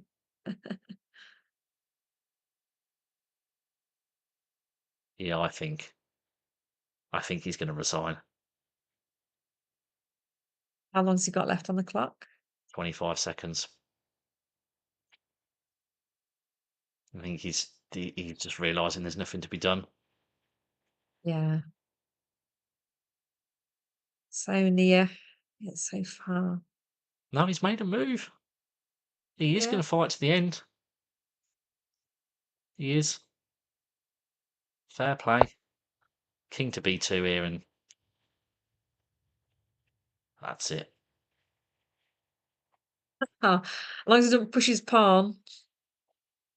Yeah, and we do see king to B2. Yeah.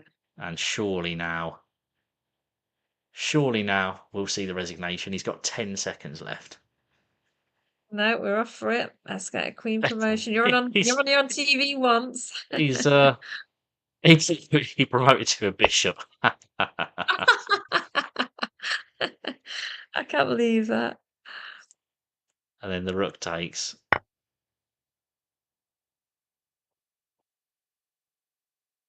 What are we having this time? He's promoted to another bishop again. Rook takes. He resigned. Yeah, there you go. Yeah, big smiles It's from Rico. it's all over. I like it, Michael. How many times can you promote to a bishop in a game? Michael, twice at least. Well, twice. Nice. That was a really good game. Yeah, Rico will be buzzing with that. Rico he looked will. doomed at one point. I wonder Yeah, if do you want to have a look at that bit? it will be interesting to see what it'll be interesting to see how Rico is feeling, like talk to him and say like, how did you did he feel like he was done for at one point, or I can maybe talk to him in a minute. it was He'll here. It was about come back here. Look, to. Michael had the long castles. He had Yeah. the rook. He had the bishop pair. He, he was looking so good. Minus And 3.5. what did he do here? Rico developed the knight, and then he took it. He took the knight, and that's I think when things. That was it, That's wasn't when it? things Yeah. started to go downhill for him. But Michael started the game so well. Yeah. He started it so well. Yeah, so I don't know if you want to try and talk to them or whether you want to call that it. Well, we can see if we can get their attention. Let's see if Although we the can. phones will all be turned off, so I don't know how I can get their attention Say actually. I was going to ring him on Instagram, but I would say his phones will be on. Yeah. Phones will be on Do Not Disturb. Tell you what, I'll just They try and. should be. Yeah. Who are you trying? Rico or I was Michael? just gonna. I was just gonna give Rico a message.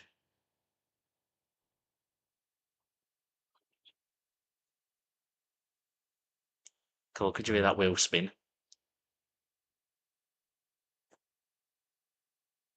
Yeah, it's ringing, but he's not gonna say his phone will be on Don't Disturb. Be nice just to get him to talk, wouldn't it? It would, yeah. Yeah. Oh well. Like I say, I think they're probably gonna have a little chat about the game between themselves, and that's it. I'll just see if Michael answers. It's just got through. Is there anyone else at the club that might be hanging about at the club? No, I don't think anybody else was going tonight. Um, we've got Dennis who goes every single week. He's on holiday and he'll take Bernard in. So Right. but there's no Bernie. And when I left, there was no other adults except for you saw the face of the gentleman who turned up. Andrew, I think it was. How many people are there normally? We usually get about 2, 4, probably about 6 of us. Oh, really? That's oh right. I thought Scunthorpe you'd get a lot more than that. Well, I know we're only a small club. Wow. I mean, some nights we do, some nights we do. Wow, Spalding we get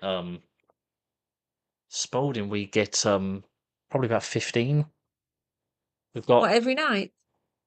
yeah, I mean sometimes less, sometimes more. There's been over 20 before. Oh, wow. On a good if we had a really, really good night where like everyone turned up, we'd be at nearly 30 people. Wow. Yeah. Wow, that is impressive. What, if you don't mind me asking, what sort of charges do you implement? £10 a year, that's it. £10 a year. Yeah.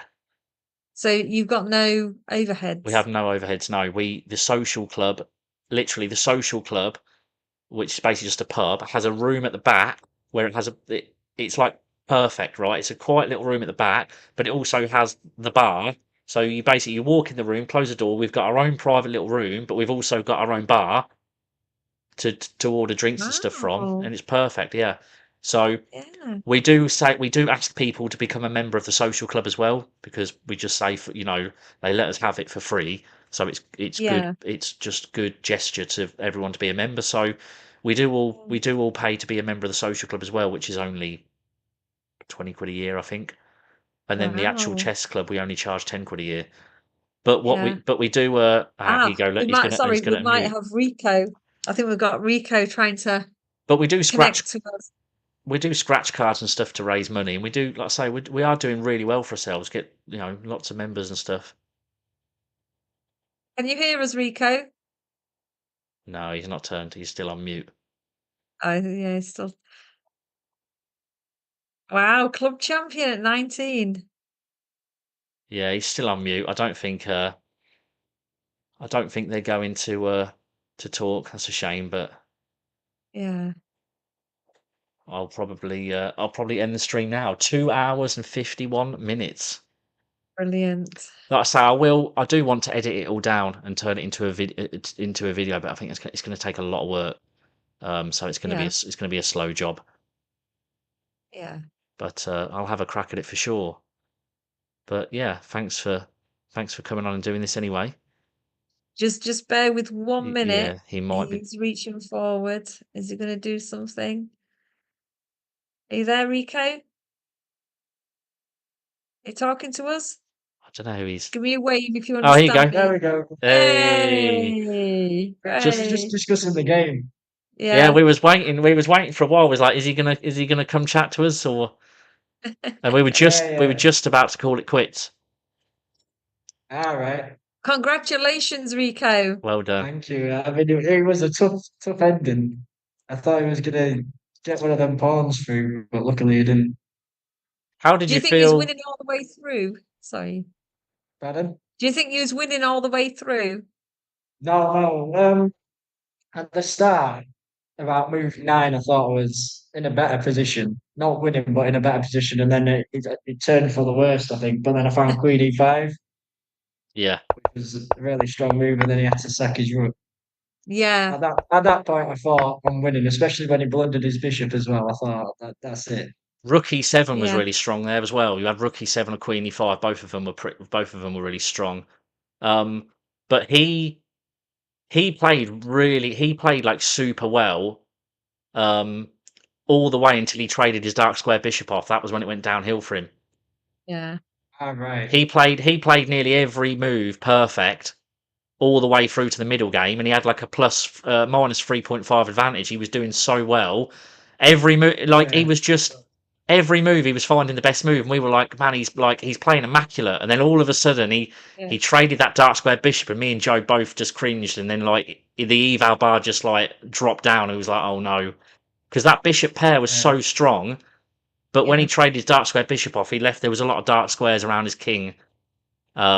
And then you just played everything right there. You got that bishop on that diagonal, you got your queen in, and then it just slowly swung round. You had the big time advantage as well, didn't you? Yeah. That's what he said. He struggled on with the time in the end. But I mean, he was up 2 pawns because of the gambit that I played. So that gave him a massive advantage as well. Do you know? So do you if he play traded this? everything off. Do you play the Scotch Gambit, or is that something you've just pulled out the bag for this game? No. This is the first time I played the Scotch Gambit. We did. No. It's not. For game. For game it is, but you play it online all the time. No. I played it like 10 times online last night. So Yeah. Yeah, we did. You see, on this sheet of paper that I gave you, I said I was going to play Caracal, because I was actually preparing it. But then he played E4, and I was like, all right, let me play the Caracal. And then I was thinking, all right, let me play E5 instead. I don't know why, I just played it. completely went out. Because I Yeah, thought he your was going to go. predictions. I think I've left at the club. Oh, I think I filed them Oh. away with the scorecards. yeah, there's nothing here, I don't think. Yeah, they'll be with the Well, scorecards. I so think. if you still go and ask us, is move 8 D5 for black? Is it the best move? Well, yeah, it said you played the best move all the way through. Yeah, on all the way what? up to your bishop move where you took the knight, I think, Michael. Yeah, but you see, my thinking was I'm 2 pawns up, and if I just trade everything, Yeah, well, That's I'll what be you able said to you were doing. That's what we said. We said he'll be Yeah. he'll be wanting to just simplify, but the problem is your bishop pair was too valuable. Yeah, Um, probably, yeah. but you played like the opening like to perfection. And by the way, I've never played it. just Yeah, no, we knew. We said we was like Michael doesn't know the moves because he's spending time thinking, but you were playing like all the best moves. Yeah. Rico went out of book about move 6 because he was like playing everything quick, and then all of a sudden you started thinking, he was like, okay, he's out of book now. Yeah, I But- think it was exactly move 6 that I I that knight G2 I still hold it, yeah. After I took your bishop on G3, yeah, yeah, with my book, I can Yeah, still it's hold it still- if I didn't run in my bishop there. yeah, because of the extra pawns. That's why. But I hope it was an interesting game to watch. Anyway, It was It very was. good. It was Actually, really good. towards the end, there was a draw as well, wasn't there? What did there was somewhere with one of these pawns. I When think. you, There it was a when draw. it was when you retreated your rook. You had your rook on the 7th rank, and then you retreated it back to E2, and all your advantage dropped. It was equal. Yeah. Yeah, because I saw But- it last time, but you played it too quick. I needed to play my king over. Yeah, I should have taken my time because it still had like 3 minutes. Yeah, Yeah, you had to keep Let's your rook. go. You had to keep your rook behind so you can check him from behind. But again, like I say, it's not easy to see. You're gonna want to bring your rook back to help defend. yeah. Did you see my bishop? Yeah, you promoted 2 bishops. Yeah, With 2 bishops. That was So funny. you traded one of them. I thought it would be an equal endgame if we were going to trade everything off and both for opposite coloured bishops and go to a draw. No, I'm with looking 2 pawns forward. off and this side, I would have won it.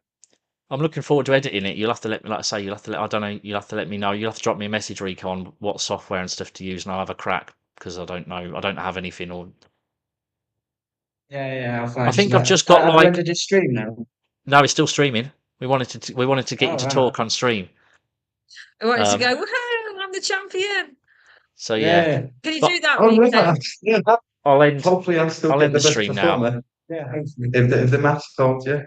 I'll still be here. I'm just waving bye to anyone watching.